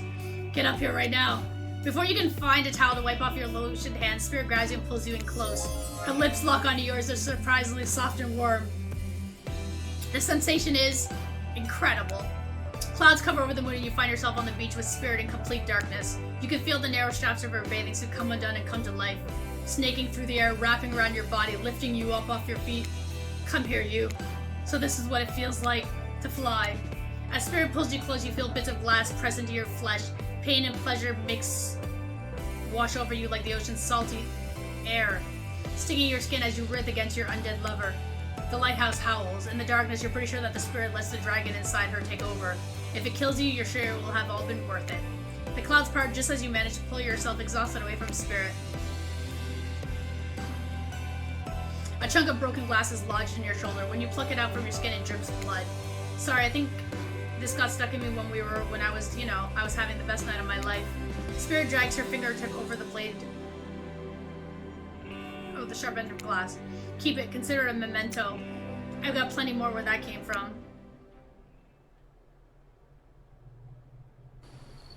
You arrive at the beach to find Cleta and Dwight waiting for you. Now is the time, Aesma, to face your destiny. Actually, about that. Aesma, could we talk privately? Maybe I'm not here, but maybe someplace else would be better for this talk. You know how we feel about schedule, Spirit, very strongly. And you know how I feel about telling me what to do? Don't do it. Like I said, I'd rather have to talk with Aesma privately. It's not right to do it here in front of everyone. You know, from my experience in upper management at my father's mine, I learned that if you're going to fire someone, it's best to do it in public so they don't freak out. Please, enough of the fire talk. Wait, do you think? No, she couldn't be. They seem so in love. Well, I mean, not really. Spirit is still Spirit.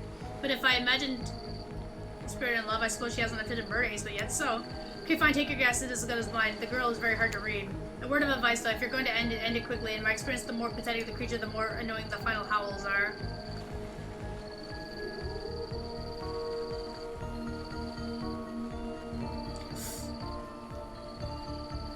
Yeah, but that could also be out with multiple characters, though. I don't need advice. Everyone out except for Aesma. Did someone say final howls? That's kind of my jam. Can I stay, right? Especially you! Out! Lame. Alone with Spirit, you feel something awful hanging in the air. More awful ever, even than the lingering smell of that Cleaver body spray. Oh, that gag. I'm gagging. We're all gagging for Cleaver body spray.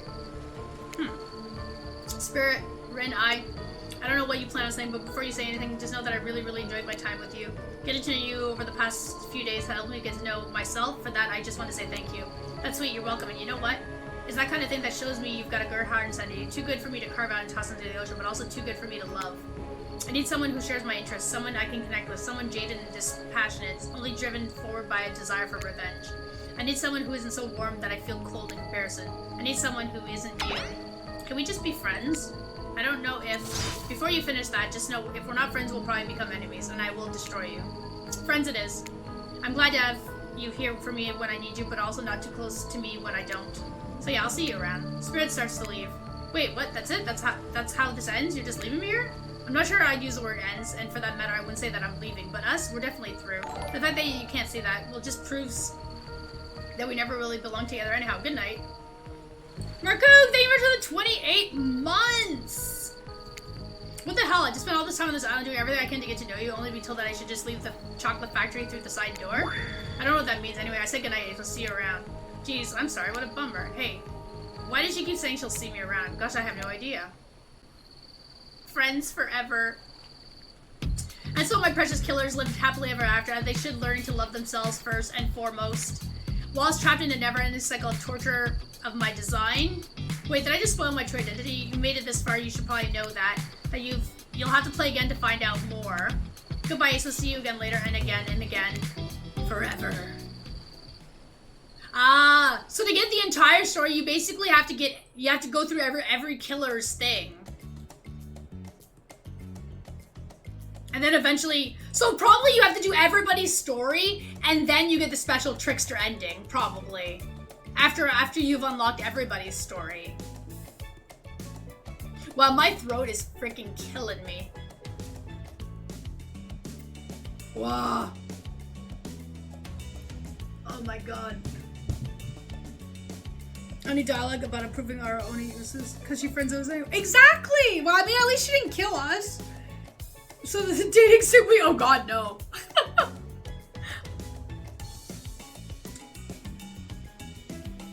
I probably wouldn't be able to talk after that. Oh my god, this hurts so much. It's hilarious, though. If you did this tomorrow at the start of the stream, you'd have stayed with Sorcery if you want to do it more games after. Oh yeah, definitely. I'm kind of happy we ended up deciding to do it today, though, instead. Because now tomorrow we can start off with the other game and go from there.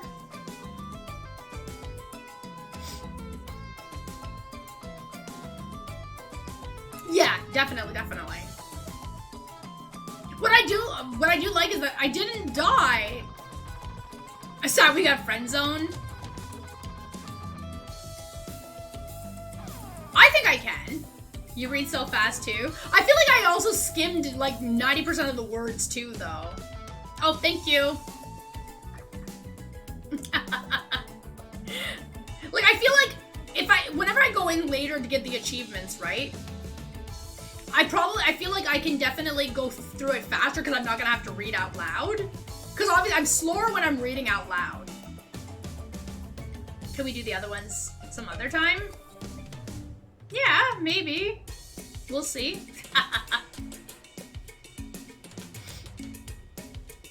Though I might play it by myself just to get my achievements and then do another story run on stream later for the other, so you can see it. But this much reading, oh my god. Oh my god, those skill checks. And just think though, I'm pretty sure there's an achievement for getting them perfect each time. Yeah. But that's probably what I'm gonna do. I'm probably just gonna play it by myself just to get my other achievements and then do like another run later on stream kind of thing, just so you can see the other story. Because it is kind of hilarious. Go for like Huntress next time or whatever. Would be funny. She seems to be less inclined to friend zone us. That's what I think anyway. Damn Spirit friend zoning us. I want the Trickster ending. That's what I want. So I'm assuming all of your stuff just carries over as you continue. She could hatch it. Probably based on our choices, probably.